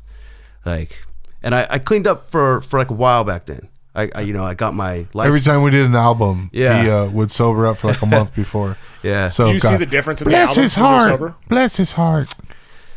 I don't know. Yeah. What do you think? You think you could tell? Well, Ask the question again. If you could tell the difference when he was sober. When he was- Absolutely. well, in Trouble Standing, like, there are a lot of good songs there. I mean, for instance, in Trouble Standing, I was actually on ecstasy when I sang, what's the name of that song? we were doing a lot of shit back Chilling then. on the patio by myself. Yeah, Deer Park. Deer Park in Madison. But I was young. I could handle it. Later What on. I saw was like the the stamina. Oh, yeah. The stamina would go away, and in the studio, it's like, when you're a blue collar band like us, it's like we don't have a lot of money. Like you need to be performing. Your voice can't be shot. You need to be able to spend 10 hours, and sometimes for you, that 10 hours means sitting on a couch. And listening to me play bass or whatever, like for me, I probably do the least as far as actual performing.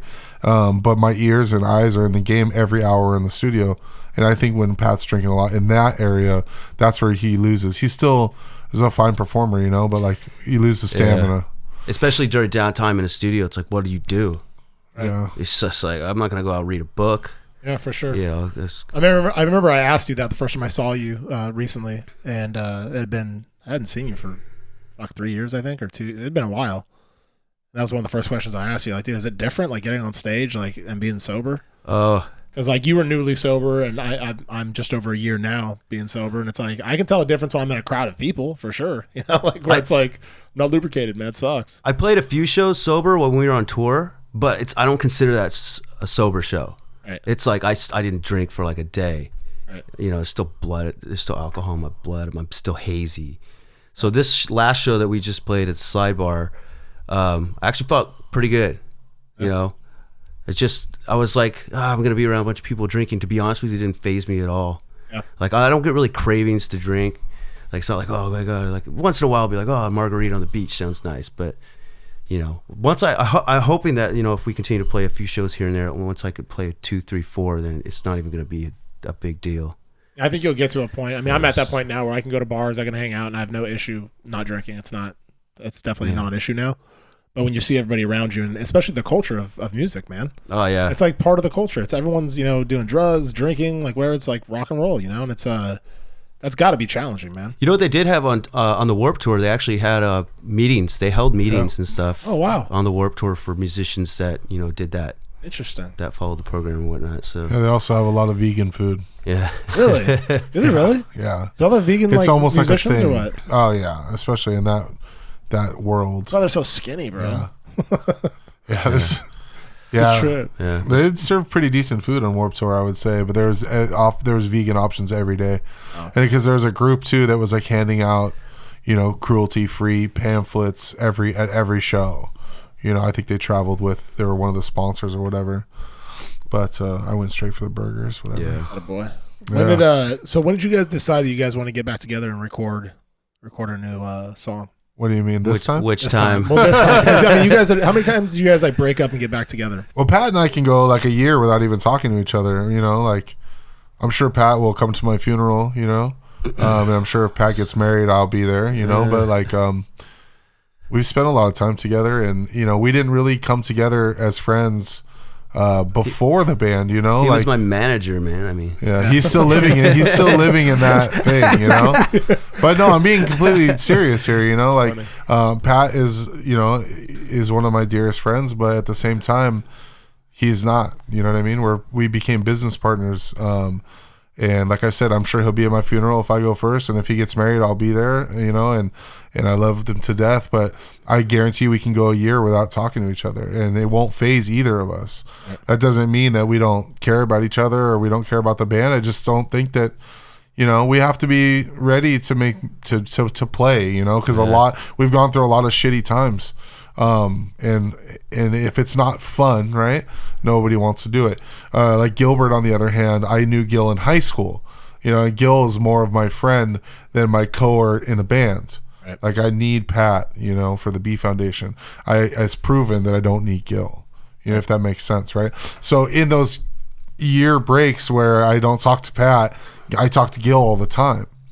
And I think Gil and Pat talk a lot too. Yeah, he comes by every so once in a while. Yeah, he's always around. It's like Universal Gil, dude. Yeah. So, but Gil will just call me out of the blue, like, dude, when are we gonna fucking jam? Like, but I saw Pat the other day. He's looking good. He was jam. Yeah, Pat wants to jam, dude. He's been sober for 2 weeks. Like, And the thing is, the sober part always gets brought up, And I'm probably the least bit judgmental in the group. I mean, Gil probably is, but take him out, But I mean, like I said, Pat always came to work, so it never bothered me. I was never like, Pat's got to be sober for me to want to do it. Like, the bottom line is I have a fucking full-time job, a family, and I don't have a lot of hours, Yeah. So it just has to be right, And when did that decision happen for you? Like, when did you come to that decision where it's like, I need to focus on getting a full-time job and a career for my family, this music thing? Super easy to answer that, actually. I was in 2012, the B Foundation was still going. We didn't get to this point. Okay, so Tyler quit the band. We hired a guy named Joe, right? And we worked tirelessly with Joe. I mean, the hardest we ever worked, probably, in my opinion. And Joe was another great guitar player who I could give him the tracks and he would learn them, right? Just reminding me of that song that we forgot to play. Which one? Downtown? Yeah, Yeah. we should play that. All right, go on. Anyways, so we worked really hard with Joe to learn the set because we were going on a headlining tour. We had this band Catastro opening for us, who's actually like gotten really big now, and they're doing a lot of really great stuff. One of our favorite younger bands. It was an important tour. We sent flyers to every club. It was like a big headlining tour for us, and we worked super hard. We had a lockout in downtown LA, and we went 3 times a week probably and practiced. I took the metro up there. Yeah, we busted our ass, long story short, to get Joe where he needed to be. So we took Joe out, and like the first tour, one of our sponsors was there. That we were sponsored by a guitar string company, and the boss came and took us to the bar before the show in Santa Cruz and got us hammered on Mai Tais. And then so we had the show, and it didn't go very well because we were drunk. Now, Pat being drunk is one thing, but Jason being drunk and Ian being drunk and Joe, it's not a good look, Like there's got to be like the Rock, and so we're all fucked up, and we didn't play very well, and you could tell the crowd was not. It wasn't horrible, right? But they weren't like giving back the energy that we needed from them, and Joe was really upset. He was fucking crying after the show. Talking about that this is not for him, and he was embarrassed he's very prideful like me, like he was embarrassed of the product that we put out after working so hard together, and it wasn't what he anticipated, blah blah blah blah blah blah. That was show number 1. So we did the whole tour. Things got better. It wasn't like that every night, but we got back, and I went to my brother's wedding, and I remember Joe called me, and when I saw his name, I picked up the phone. I said, "Are you quitting the band?" Right? Because I could tell he was never really bought in on the tour, and we had conversations about it. Like, are you going to join this band? Because he was a hired gun at that point, And I was like, scratching at the surface. Like, I just lost Tyler, I lost Gil. Now I had this other guy that was like I didn't feel was going to be in it, and it was at a pressing point. We just did Warped Tour. I mean, once again, it's like the incline is going up. Our trajectory is going the right Yeah, direction. exactly. Yeah. So, long story short, to answer your question, he quit the band. He said that he got his girlfriend pregnant the moment he got home from tour because he was abstaining from masturbation on tour. So, anyways, whether that was true or not, I still love the guy. I appreciate the time he put in for us. We wrote a couple songs. Right? He was moving too, right? To Detroit? Yeah. He did later, but Yeah, he moved back to Detroit, whatever. But so the defining moment for me was where I needed to grow up was a phone call. There's 2 pieces to it, okay? There's a phone call from Pat. Said, "Hey, man, I can't tour anymore. I have to go to a meeting once a week for my second DUI." And I was like, well, the business sense of mine was like, well, fuck, this is over. Like I could do the guitar player situation, but not being able to tour is not going to work because you can only go in so many circles around LA. Like we got to go make $1,000 every night. I can't fly in for my meeting. Yeah. We have to go. We have to go out for 6 weeks, and we have to make $500 minimum every single night to succeed, to survive. That was one piece of it where it really shook my world up. And then the second one, I was a server right at Elephant Bar, and my wife was pregnant with my daughter, and I had no insurance, so we're on Medi-Cal or whatever it is, and I went to.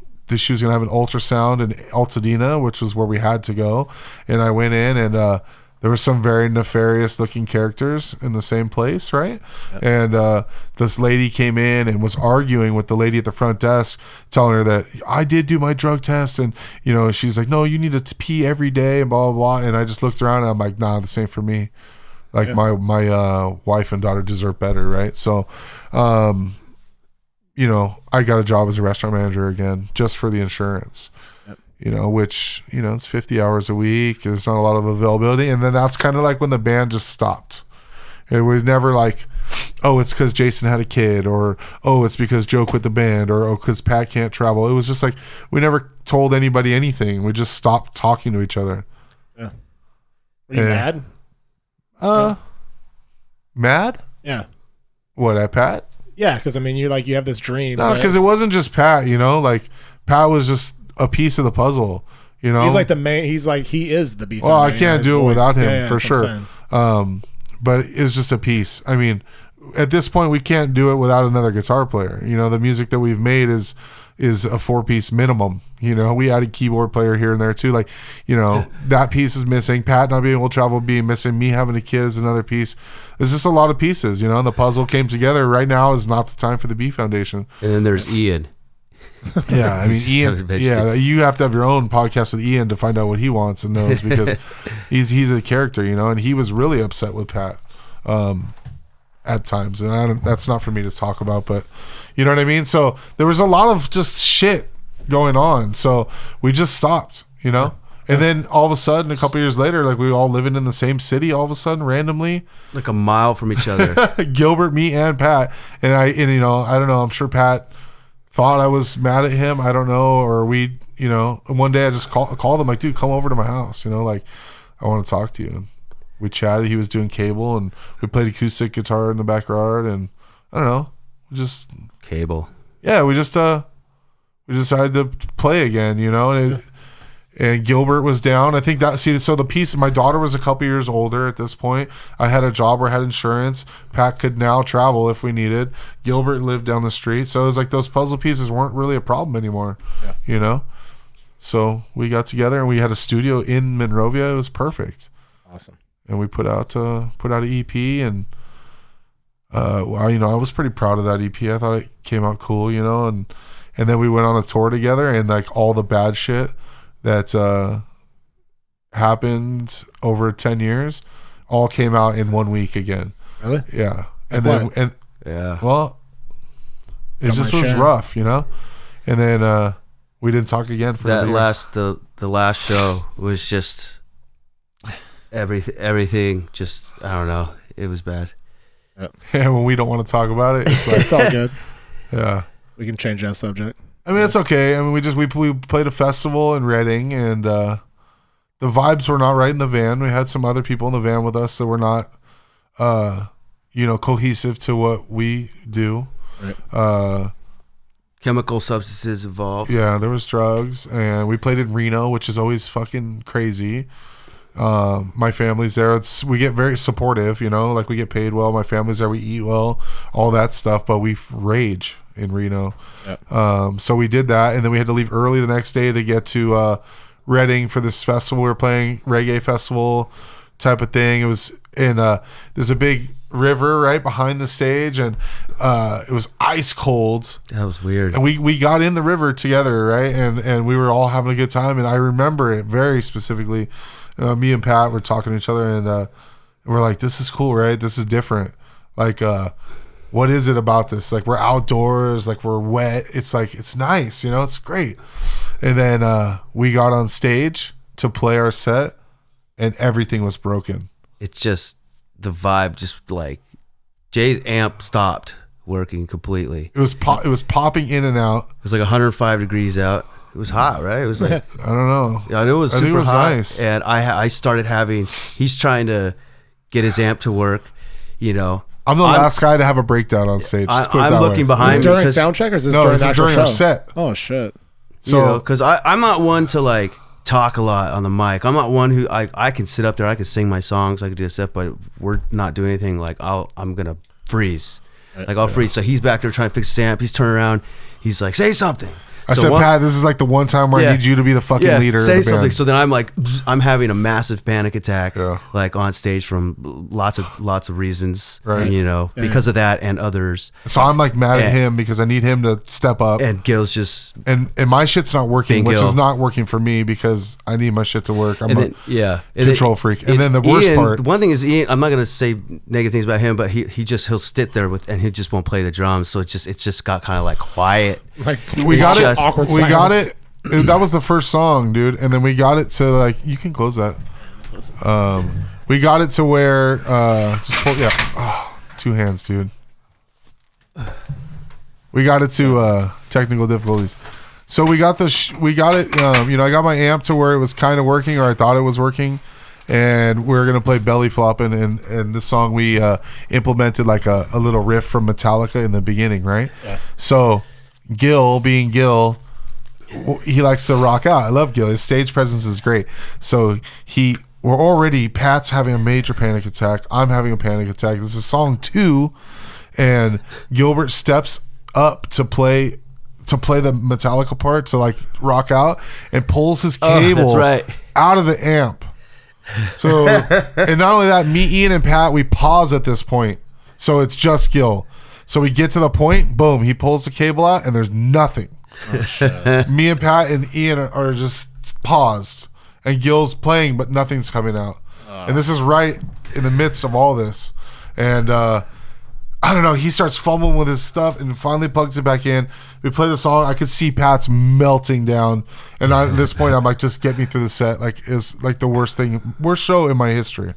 So we get through it, and So I you could swear, tell he was freaking out. yeah, oh yeah, for sure. And then I swear to God, we only played like 2 more songs, and they cut us off. They were like, "Hey, that's it. You guys are done." Yeah. So we got our shit, and like I almost threw my bass into the river, like straight up over the stage into the river. I was so mad, and I got off the stage, and Pat went and like hid somewhere. With a full Yeah. bottle of wine. He went and hid somewhere, Charles Shaw. and I was like, It "We gotta was. go." And I remember getting the promoter. We got paid a good amount for the show. It was embarrassing to collect the money. But whatever, we got bills to pay. And there was a merch booth, right? And I was asking Pat, "Yo, can you please go help me? Let's load this stuff up over here." And Pat was like, "Nah, I'm not going to go in front of anyone." And he was just hiding behind the stage. And, you know, I understand, you know. Yeah. So we didn't go to the merch booth to try to sell anything.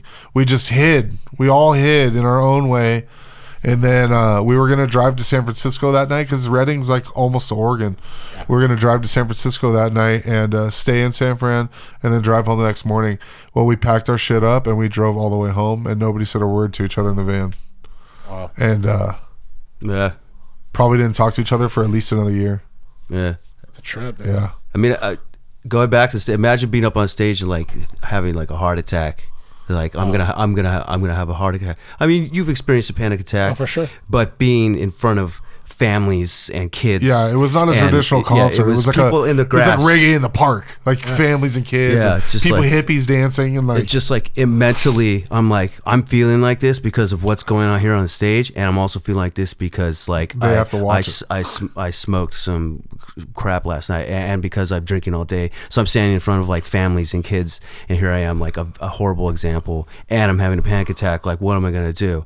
What am I gonna do? I can't just like put my guitar and walk away because people are gonna be like, what's wrong with that guy? You know, it gets Yeah, to for sure. the mental shit. Oh, dude, it's like So torture. I'm just like losing my fucking like At the end of the day, though, like on stage, I'm sure Pat will admit, like I'm the rock of the band. Everyone in the band would admit that.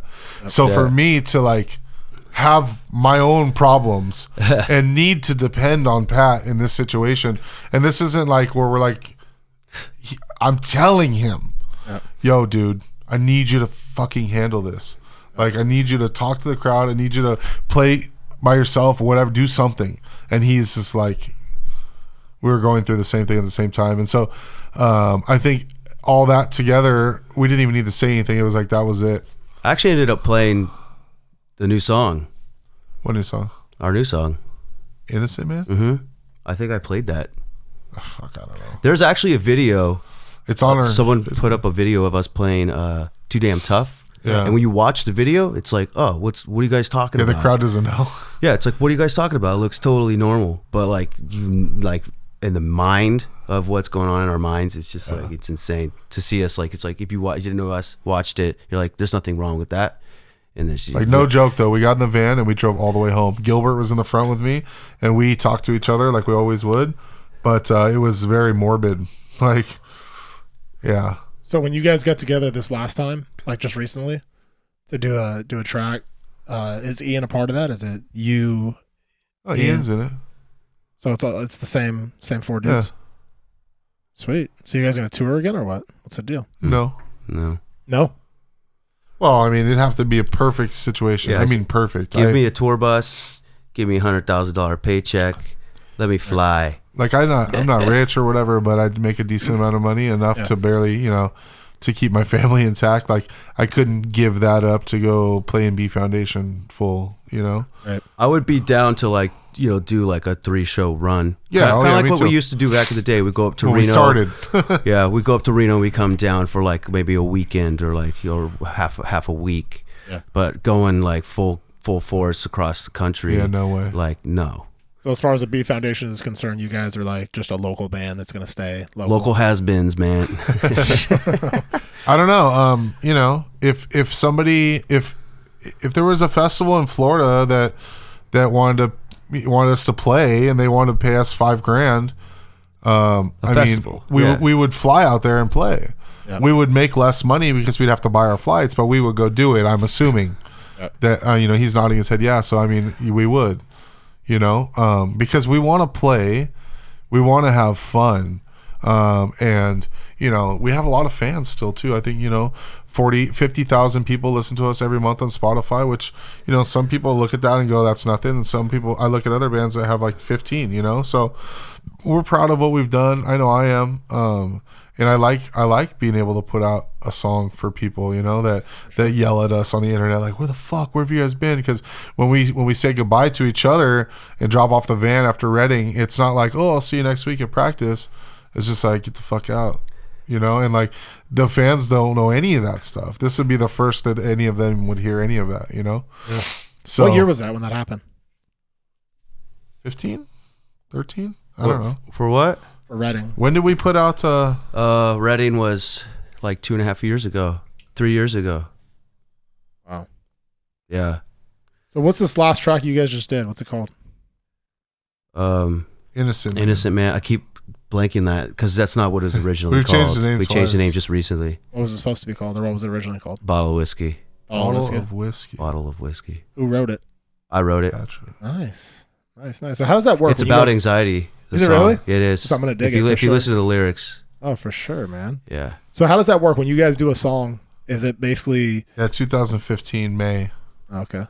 So yeah, it probably was like 105, like that's Yeah, but I just remember that river behind the stage was cold as ice fuck cold. because it Glacier was from water. snow. Yeah, Yeah, it's for glacier sure. water. Yeah, it was freezing, and I just remember And it was laying- strong. I remember laying, and it was like so. This guy's an idiot, but Like if you Yeah, got the out pressure there, was strong, yeah. it would have taken you. yeah. You know. So how do you guys get together and like put a song together? Like somebody writes the lyrics, and then who's writing the music for it? Depends on what time. It just Depends on the levels. It depends on what level. Yeah. Well, look, Patrick's been the main songwriter for sure in the band, but it's not like he writes everything and brings it. You know, there's been times where we just get in the room and like, you know, we just want to warm up, you know, and you go, okay, we're gonna play A minor and E, and then whatever, and then, you know, we'll make stuff up. You know, some of our songs on our first album are all contrived like that, right? And then we'll write the stuff over the top of it.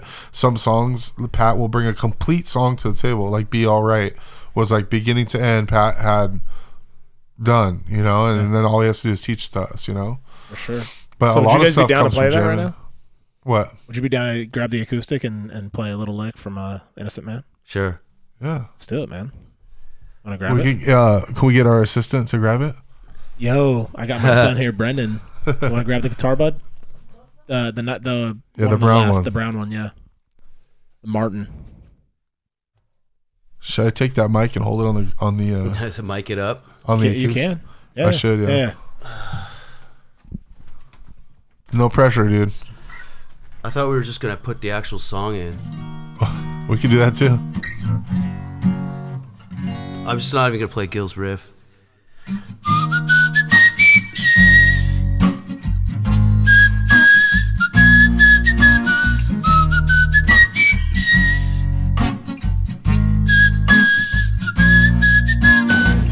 We'll rum a shot of whiskey. I don't drink alone, so could you have one with me? A good buzz is all I need to get lost up in the blues until my fingers bleed. Well, I'm a simple man. I ain't no menace, trying to make $1 on the streets of Venice. Yeah, playing guitar keeps me out of trouble. Are you ready for another? Let's make it a double. Well, I live life, lonely drifter. Red wine has become my elixir. It's no joke, I'm broker than broke. So can you spare me a toke before I get old and croak? I don't ask for much, ain't materialistic. I don't need help and I don't need a sidekick. I disappear. I doubt that others would miss me. All I need is myself and a bottle of whiskey. Don't fuss with me, baby, don't fight with me, baby. Please keep your cool, honey, because everything's fine. I'm an innocent man, no need for a witness. So lay low and just stay out of my business. Don't fuss with me, baby, don't fight with me, baby. Please keep your cool, honey, because everything's fine. I'm an innocent man, no need for a witness. So lay low and just stay out of my business. Is that the whole song? I thought you said just a part of it. That was legit as fuck. Thanks. Was there a flat? Was there a light on when I was filming you? Yeah. Oh, sorry. Yeah, it's blinding my eye. I played poker last night at Hawaiian Gardens Casino, and there's this 98-year-old man across from me with like a cool fucking hat, and like he was a total like dude, you know. So I was talking to my buddy, and I'm like, I'm gonna take a picture of this dude, right? So I make sure the volume's off. Oh, I got a great so he doesn't story hear it. And I go like this, I go boom, and the flash comes on. I'm like, oh shit! I put it down. I'm like, oh, I'm so sorry, dude. I hit the wrong button. Dude, I did the same thing last night. That's funny. So really? Yeah, I was in Chuck E. Cheese waiting for an order, and I wanted to take a picture of Chuck E. Cheese to show my brother how much hell I was in at the moment. So I'm sitting by myself, right? An older male by himself in a Chuck E. Cheese. Yeah, so I'm like, I'm gonna take this picture, but I don't want anybody to notice. So I put it on. Boom, the flash, dude. And I was like, oh fuck. That's awesome. That's funny. Trying to be incognito. For sure. Yeah, see, we still connect with each other. Definitely, man. It's probably, probably at the same time, dude. Yeah, that's so funny, dude. So you guys are releasing this track, and then what are you gonna do with it? You know, whatever people want to do with it. It comes out February 1st. It'll be on iTunes, Spotify, all that stuff. You know, anywhere you can get music. Thepeer.org is a website that's you know, kind of inhabited all this type of reggae rock over the whole span of our careers. Actually, they've been very supportive of the scene, and they kind of they're going to premiere it for us a week before, so the fans can go and check it out a week before it comes out there. We put a couple clips up on Instagram and whatnot, so you can get a little taste of it. But yeah, you know, I sent it to K-Rock too, which is a stretch. Luckily, you know, we have a relationship with them, and they've played 5 of our songs on Locals Only. So do they still do Locals Only? Yeah. So I sent it to Kat, and you know, in hopes that she would love it or whatever, but she hasn't got back to me. So I know that the show's bigger and they're busier or whatever. But you know, if somehow I could sneak onto the radio, that'd be cool. We just want people to hear it and you know that we're out here. Yeah. So now it's just about we just fun, want it to be heard. So, Yeah. Yeah.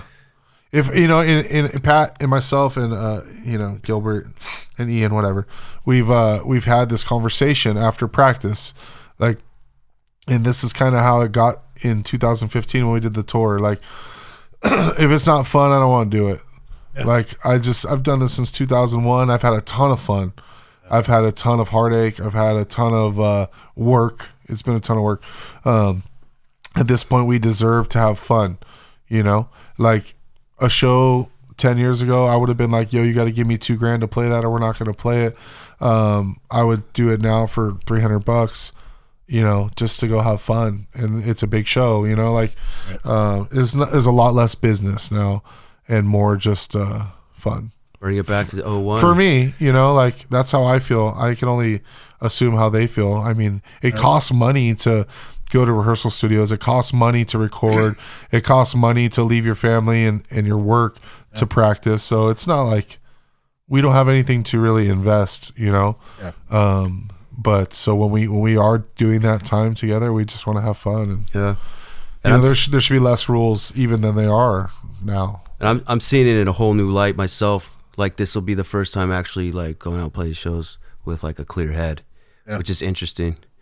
Yeah, I bet. Yeah. I bet that's gnarly, man. Like, being around all these people and being completely like, it's fun because, like, it's interesting. I'm sure, like, you can relate. Like, when I have conversations with people, I'm actually more confident in what I say. Yeah. There's not, like, that voice in the back of my head now that's like, you're intoxicated. Right. Or something like that. Yeah, for sure. So, like, going to, like, a festival like this upcoming festival, you will be. I think I'll have more fun now than I probably would have, like, back in the day, because I'd be going around looking for, so where's the bar? Right. Where's the drink? Oh, I don't have enough money to pay for a drink here. I'm gonna bring in my own. Like, you know, I don't have to worry about, like, shit like that. How long it'll last? Hopefully for a long time. You know, I can never say what the future holds, but Yeah. we'll see. It's legit as hell. What's the best way for people to connect with you guys? Good old Facebook, probably. Facebook? Page me. Yeah. Page me. Do you know pager code? Yeah. Dude, Jason, I still know. Josh texts me pager code all the time. It's hilarious, dude. It's always 80085. It says boobs. I want to get that as my license plate, man. That's hilarious. Yeah, 80085. So Facebook is your main. Yeah, we don't even have a website anymore. Over the years, we call it poor management or whatever. We never, we were not very good at having like a .com. Right. We had a bfoundation.net. We had a thebfoundation.com. And at some point, I just let the bills rack up, and we don't change it enough, and somebody else buys it and then tries to sell it to us for $1 million. And we're just like, fuck it, we don't care, right? Yep. MySpace was the best way to connect with kids back then, and Facebook and Instagram now is fine. Like, if you want tickets to our shows, there's a place to find those. I don't think we need a website. Personally, so they can get them on Instagram, they can get them on Facebook. There'll be links for them to get the tickets. Like we'll put a link in our bio if there's a big show. We've only played since we got back to hanging out. I don't want us to get back together because we never broke up, But since we started playing again, we played once at Slide Bar, which is a really fun show, and then now we're playing this One Love Festival, which is like, no matter how you shake a stick at it, we're completely honored to play this festival. Cool. When you look at the lineup, it's like, we're like the bastard stepchildren of the lineup. I got to ask myself, like, why, why would you allow us to play with all these people? And it's based on the history that we provided, since 2001. We played the first One Love Festival.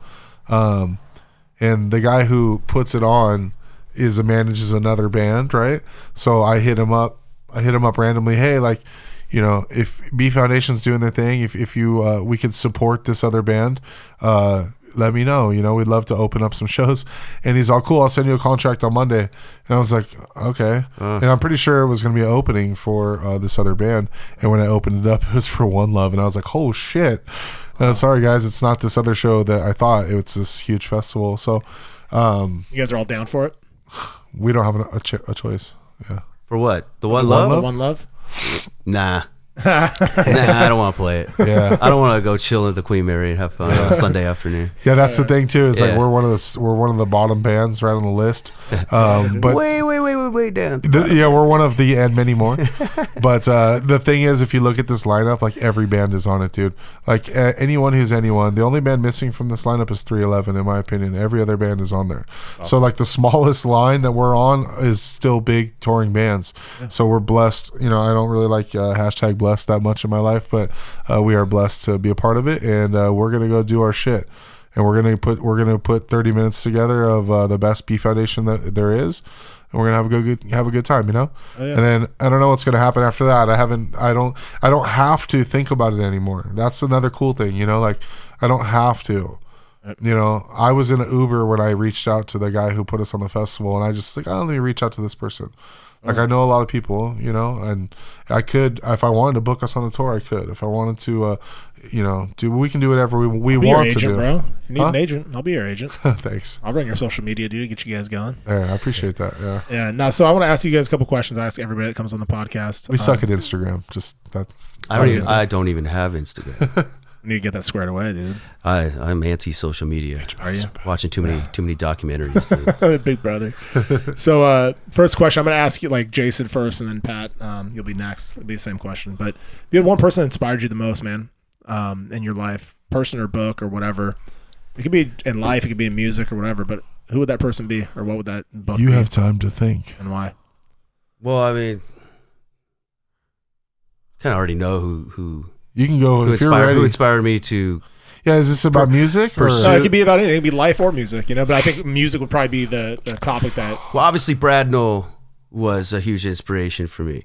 I'm sure in a lot of other people, but yeah. I mean, I was definitely a hardcore wanted to be like Brad type person, follow his lifestyle too, which led me in bad ways.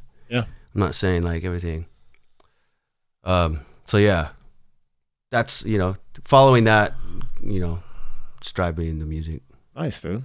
Yes. What about you, Jay? Fuck, this is a really hard question for me. I'm not really inspired by one person, I draw inspiration from a lot of things. He's going with that one. No, I know. I know. But It's like I don't have a best friend. Everyone's my best friend. No, it's not. I'm not. I get what you're saying. It's not like that. Just having a hard time pinpointing it. You know, like my dad. My dad was really into music, right? When he was a kid, he used to hang out with the cats from Van Halen, and you know, like my friends that carry my guitar into the show so they can get in for free. That was my dad for Van Halen, right? So awesome. Yeah, I mean, they grew up in this neighborhood around here. So, anytime growing up, if that shit came on the radio, it was like turned to 11. My app actually goes to 11. I know, that's awesome. Yeah, awesome. Yeah, so I think when it comes to music, my dad was a big influence to me. You know, but my tastes are very eclectic. I mean, I like everything. I like classical music. I like metal. I like hip hop. I pretty much like everything but country. And I've even tried to like country. I just can't. But can't get down with it, huh? Yeah. But on the same page, though, my dad wasn't an inspiration for me for other things in life, you know? Yep. So just, you know, it's hard to pinpoint one person. When it comes to music, he definitely set me on the right path. Like I go to sleep with music in my earbuds. When I wake up and get in the shower, I put it on the radio. You know, it's my 6-year-old daughter, I forgot what it was that she wanted, but watch a YouTube video or something, and I was like, no, you don't need that right now. Like, you don't need to be on the phone. Like, we got to do your homework or whatever. And she said, well, how come you always need music? Like, no matter what, you need music. And I was just like, and my wife was like, yeah, she's got you right there. So it's a trip, man. Like I need music all the time. So when it comes to that, I'm pretty sure that was from my dad. And I appreciate him for that. You know, my mom raising me too, like as a single mom, inspired a lot of, you know, how to get through shit, you know, how to be blue collar and resourceful. Be resourceful. That's a better way to put it. And, you know, my mom told me one time, like, you know, you want to go to college, you better get a scholarship because I can't afford that shit. So what did I do? I went and got a scholarship, you know? Yeah. So, you know, that go-getterness I got from her, but it's just, I really do draw influenced by Pat, you know? Yeah. I'm influenced by a lot of people around me. So it really is hard to put one person on it. Oh, that was good though. Yeah. So the next question is, you had one regret in your life, like that you wish you could do over. And it's not something you don't need to be dwelling on. It's just one of those things where it's like, Reggae Festival. I got one. Yeah, somebody would have. Sorry, I didn't mean to cut you off. You know, I try to do that the regret question because it's like a good learning opportunity, you know, to like be like, hey man, like this person went down that road. Hopefully, if I ever get down that same road, I'll remember this conversation and maybe take a different turn. So if you had one regret, I'll go with Pat first. What would it be? Mine is protect your ears. Yeah. Oh, shit, that's a good one. Yeah. I have really bad tinnitus. Ringing. Shit. I can't hear you over this loud. You got me on that one. No, I have tinnitus too. It sucks. It's terrible. You know, we were out in Mississippi shooting guns, drinking moonshine with no earplugs on, shooting the judge. You know the judge. Yep. Handgun, just rifles and shotguns. In Linda's house. No earplugs. And just, I played every single show that I've ever played with, maybe give or take a handful without earplugs. And now I suffer from ringing in the ears. And it got really bad to the point where I was actually getting like worried. Because during like you would play a whole show, right? And at the end of the night, it's just boogie. Yeah. And at that time, because it's so intense and just people are muffled and stuff, and then you got to go set up the next day and do it again and do it again and again and again. You're just blasting your ears with loud music. And it's not so bad now that like I can't live my life. It's drowned out by white noise. If I run a fan when I sleep, I could still hear birds, which is like good. I hear people can't even hear birds anymore. So, you know, protect. That's one thing Tyler always did was. Yeah, his dad got us custom earplugs, and every time I go to a show now, I'm like, fuck, my earplugs are in my drawer at home. Yeah. I'm like, why didn't I bring those? Because you can hear the show even better with them in. It's weird. They're really nice, and they're molded to our ears. Turn up to where you can hear people talking, but it drowns out different filters. Yeah, they're molded to your ear. Then you can replace them with like a filter to block higher frequencies if you want to let only certain height level of frequencies going in. So Nice. I'll bring them tonight. I tried them. I tried to sing, but like you sound to us as a singer, you hear all the nasal muffled Right. on the stage. It's like lifting weights with gloves on. Yeah, fuck that. Yeah, I don't so- know what that's like. I know you That's don't. like being a I know. pussy. You just don't. You don't do lift it. weights with gloves on. I know. I fuck never no. did No. because I want to feel the roughness of the bar. But you can work with your car with gloves on, though, right? No. So you don't get oil in No, your it's ears? just- that was it. No, but that's. I always a- think about that with headphones. It's like, or earplugs. It's like I know I should wear them, but I just want to feel it. You know, like I want to hear what I can. I want to hear the music loud and be able to feel it. And then later we on, are one of the loudest bands. we definitely are. like we have very. We blame it on the drummer. We have a big time trouble. We have trouble trying to keep our instruments low. Yeah, that's I like think it might be because we're deaf. Dude. Yeah, I have when I take Brennan shooting with me, I make him put 2 pairs of hearing protection on, like one, good. you know, the foam and then the hearing protection on Yeah. top, because it's huge, you know. Because like I had You so hear me many over times. there? Protect your ears. So what about you, Big J? Try to like. Joining this band. It doesn't need to His be. regret. It doesn't need to be music related. No, I liked your answer. It was a great one, actually. I've actually been thinking about that one for a while because he asks it on the podcast.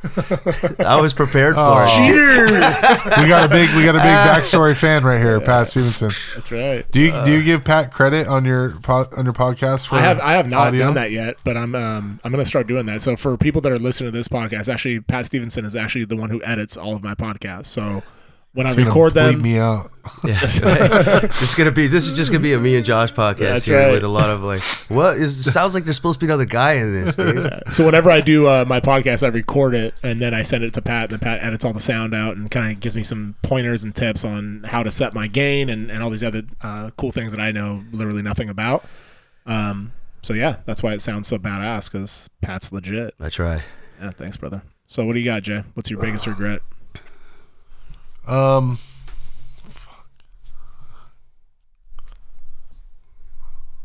I'm not prepared. Not prepared. I'm not prepared. That's his regret. It's similar to the other one. I regret a bunch of little things. I regret not, as far as the band's concerned, I regret not treating Tyler better. Yeah. Yeah. Because what, like he came into the fold and just wasn't part of Yeah, it? I really wanted him to respect what we did to get him there, you know, and he didn't, in my opinion, at certain times. Tyler was a great guitar player, and Tyler, you know, what as goofy as he was, like we were probably at our best when he was in the band, you know. And I love Gil. That's nothing against Gil. I'm happier with Gil, so if you can grade it however you want, but we were with Tyler and playing in the band at the peak. It was like the peak of our career, and I was not nice to him because of many reasons. I didn't like him at some points, you know, and he. You know, he threatened at some points. He would threaten us, like, you know, well, if I wasn't here, like, you know, maybe you guys this, and this, and whether that would be true or not. I wanted him to be like, well, fuck. He joined this band the week after we got back from Japan. Right. You know what I mean? So you're not just, it ain't because of you, bro. You know, like the first 2 years of you being in this band, you're feeding off of what we put together for you. Yep. You know, and then once we put together an album, then you own a little piece of this. You know, we go out and play those songs, and I just got, you know, I don't know, increasingly over the years, I just wasn't very nice to him, you know, like, whatever.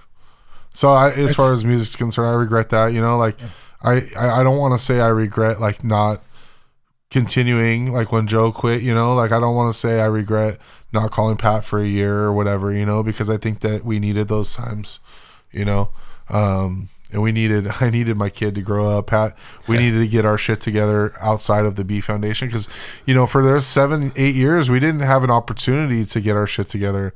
It was like, You're on tour a lot, man. yeah, from Japan until Warped Tour, we were on tour. Yeah. Like, that was it. I Fun mean, life though, man. You guys got to see so many cool places that most people will probably never ever experience. it's not that cool, dude. I used to tell people that. People go, oh, you've been all over the country. I go, yeah, there's like 10 cool spots. Everything else looks the same. I still want to live in traffic jam, Southern Cali. Yeah, it's fucking horrible. No, Yeah. but no, like I said earlier about being blessed or whatever, you know, we worked hard to get what we got. Yeah, for Nobody, you know, there were people that helped us, you know, for sure. But we worked diligent to be able to go do that shit. And you know, I made a comment at our last band practice. Actually, it's this band is not for any group; it's for everyone. You know, we're influenced by so many different things that if we want to play like a thrash punk song, we're gonna play that shit. And like if Pat wants to play like some hound doggy like folk song, we're gonna play it. You know what I'm saying? Like, shame on us over years for not putting together like something a little more cohesive. Yeah. You know what I mean? Because when we go to the reggae festival, we're like the most Yeah, punk, that's we're right. like the That was most a punk cut. band, right? We're at the reggae festival, like, start a fucking pit, you pussies. and then we're at Warped Tour, like, come over and burn weed with us. We're the Rastamans in stage 3, you know, like it's just it's like ADD music, you know. So I do regret a little bit of, you know, when you put out a 15 song album, maybe we should have written 30, you know, and been a little bit more cohesive. But I'll always think about that, you know. But at the same time, I love the fact that we don't give a fuck, right? Yeah. When we play songs, we play them for us. Like same thing. That's the punk rock. Yeah, it's It an is. attitude more than anything, you know. And at the last practice, we're talking about playing at the biggest festival we've ever played at, right? And I'm like, well, what do you want to play? Let's just go around the room and choose a song, each one. We don't care. You know what my favorite song is? Evil Mind. That was my favorite song for the longest time. It's a Actually, lot of people's favorite songs. Belly I like Floppin'. that song. Belly Floppin' is my favorite. That sucks. Dude, what are you talking about, dude? Pat knows why I said that sucks. Why? Yeah. Why is that so? Because we only wrote half of it. Yeah. Who wrote the other half? Zach Walters wrote the lyrics. Yeah. Oh, okay. He's from a band called Third Alley and Happy Tank. He's a cool cat, and, Yeah. and the song is dope, right? Yeah, But like, I love that song. I don't even want to get into it, but that was the last song we wrote in Souvenirs writing sessions, and we said, yeah, whatever, who cares? I was like, let's write a song that sounds like Revolution. Remember? Yeah. Like let's make a song. This is the cohesive part, right? Let's make a song that sounds like these other bands that are getting bigger, right? These roots reggae bands. So we wrote Belly Floppin', and it just turns out to be Gangsters, all our other shit. Yeah. we're It doesn't sound like- impossible. We're incapable of writing poppy fucking for everyone reggae songs. We're literally incapable of Yeah. it. We can't do that. I was like fascinated by this podcast actually because I didn't know the dynamics of a band. I think when you're looking in from the outside, you just assume that like, dude, you guys are best friends. You guys are like fucking going on tour together. You're doing everything together, and so you just have this assumption that like I think a lot of people do that you're like best bros. You like do everything together. You want to be around each other, and it's like, dude, there's a lot of moving parts to a band. You know, there's a lot of management. There's a lot of like different personalities and like whatever. And to hear all the different stories, it's interesting, man, for sure. Eskimo Yeah. Brothers. You see the fresh paint of a band, like on a car. You know all the crap that's going on inside there. Yeah, it's a trip, man. Yeah, it's like you're right. It's like a used car with fresh paint and a shitty engine sometimes. Yeah, no doubt. But thank you guys so much, man, for coming on the podcast. And Yeah. if there's anything that I could do to ever promote the B Foundation, I'm a huge fan. But I'd be more than willing to. Like I said, man, I'll be your agent. Shit. I definitely see you on Instagram growing your fan base, so you know what you're doing. You know, you haven't been doing this very long, so I love to see what you've grown from nothing. It's great. I appreciate it, brother. Still gonna have to pay you $500 if you ever hike the Himalayas, but It's gonna happen, dude. Oh, yeah, is but that there a- was is a that time. bet? There Is was that a bet? time frame. It wasn't really a bet. It was more of like you know, when he had back surgery and he was like, I'm gonna fucking hike the Himalayas by next year. Kilimanjaro by next year. Well, you talked about that. And on I'm sure he podcast. will because he's a mentally strong person. But I told him, fuck, I'll give you $500 if you do. At that point, I was gambling $500 on the Lakers I'll do it tonight. with him. Will you but- give me $500 too? Yeah, that'd be awesome. I think it was kind of cool because like I was gonna. I don't have any money anymore. I think the point of Jason's bet was not really to bet me. It wasn't more, a bet. It was more of a support. thing because he knows like I'm like super like ADD and like I'll be like, oh, squirrel, and I'll go like a different direction. But the whole reason why I haven't done Kilimanjaro was only because one of the guys that I was working with from MoveU basically sent me like a video, you know, like a video message. And basically told me to pull my head out of my ass, and sometimes your brain and your mind is like way more powerful than your actual body is, you know, and you'll do things mentally that your body's not ready for, and that's kind of what his fear was. And when he said it to me, it was like getting kicked in the fucking nuts, but he was right. So I was like, dude, like I'm just physically not where I need to be, but I'm on my way. So Yeah, for sure. yeah, no doubt. But What did you go 10 days without eating any food? 11. Wow. Yeah.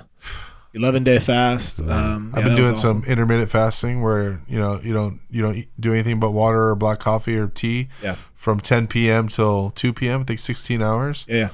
And that's cool. I'm not. I find myself to not be as mentally sharp as I should be. My willpower sucks. It's something that needs to be exercised, and I'm like a firm believer in that. Is it's kind of like being sober and doing other things. It's like I just try and find things to challenge myself mentally. But anyway, it's hard when you work in a restaurant and there's all this. They start cooking roasted garlic at 10 a.m. Yeah. And I'm just not like. I can only have water until 2. that was kind of the deal. Is that when I was doing the fast, I also like had just come back from Virginia Beach, and like I was around some big time like heavy hitters, pipe hitters and stuff, and it like spotlighted the shit that I wasn't doing, like my shortcomings a little bit. And so I was like, dude, I got to start cooking for my family. I got to be more like dialed in and accountable. And so while I was doing the fast, I was cooking 3 meals a day for the family, dude. And so I was smelling this bacon and like eggs in the morning and like avocado toast and all that. I was like, I love avocado toast. Yeah, man. So it was gnarly. But anyway, hey, thanks again, guys, for He's coming trying on to the wrap podcast. it up. You hear him? Yeah, I'm trying, dude. I'm trying, but we All keep right. going down rabbit Thank holes. you. Thank you. Let's turn the fish tank back on. Yeah, I will say that. Why don't we send it off with Pat You're talking about rabbit holes. Like this podcast could go on for 10 hours. Probably could. I want Pat to play the piano. That's how we should haven't send it scratched off. the surface. Pat's gonna take it away. But I gotta pee, so yeah, let's finish it up.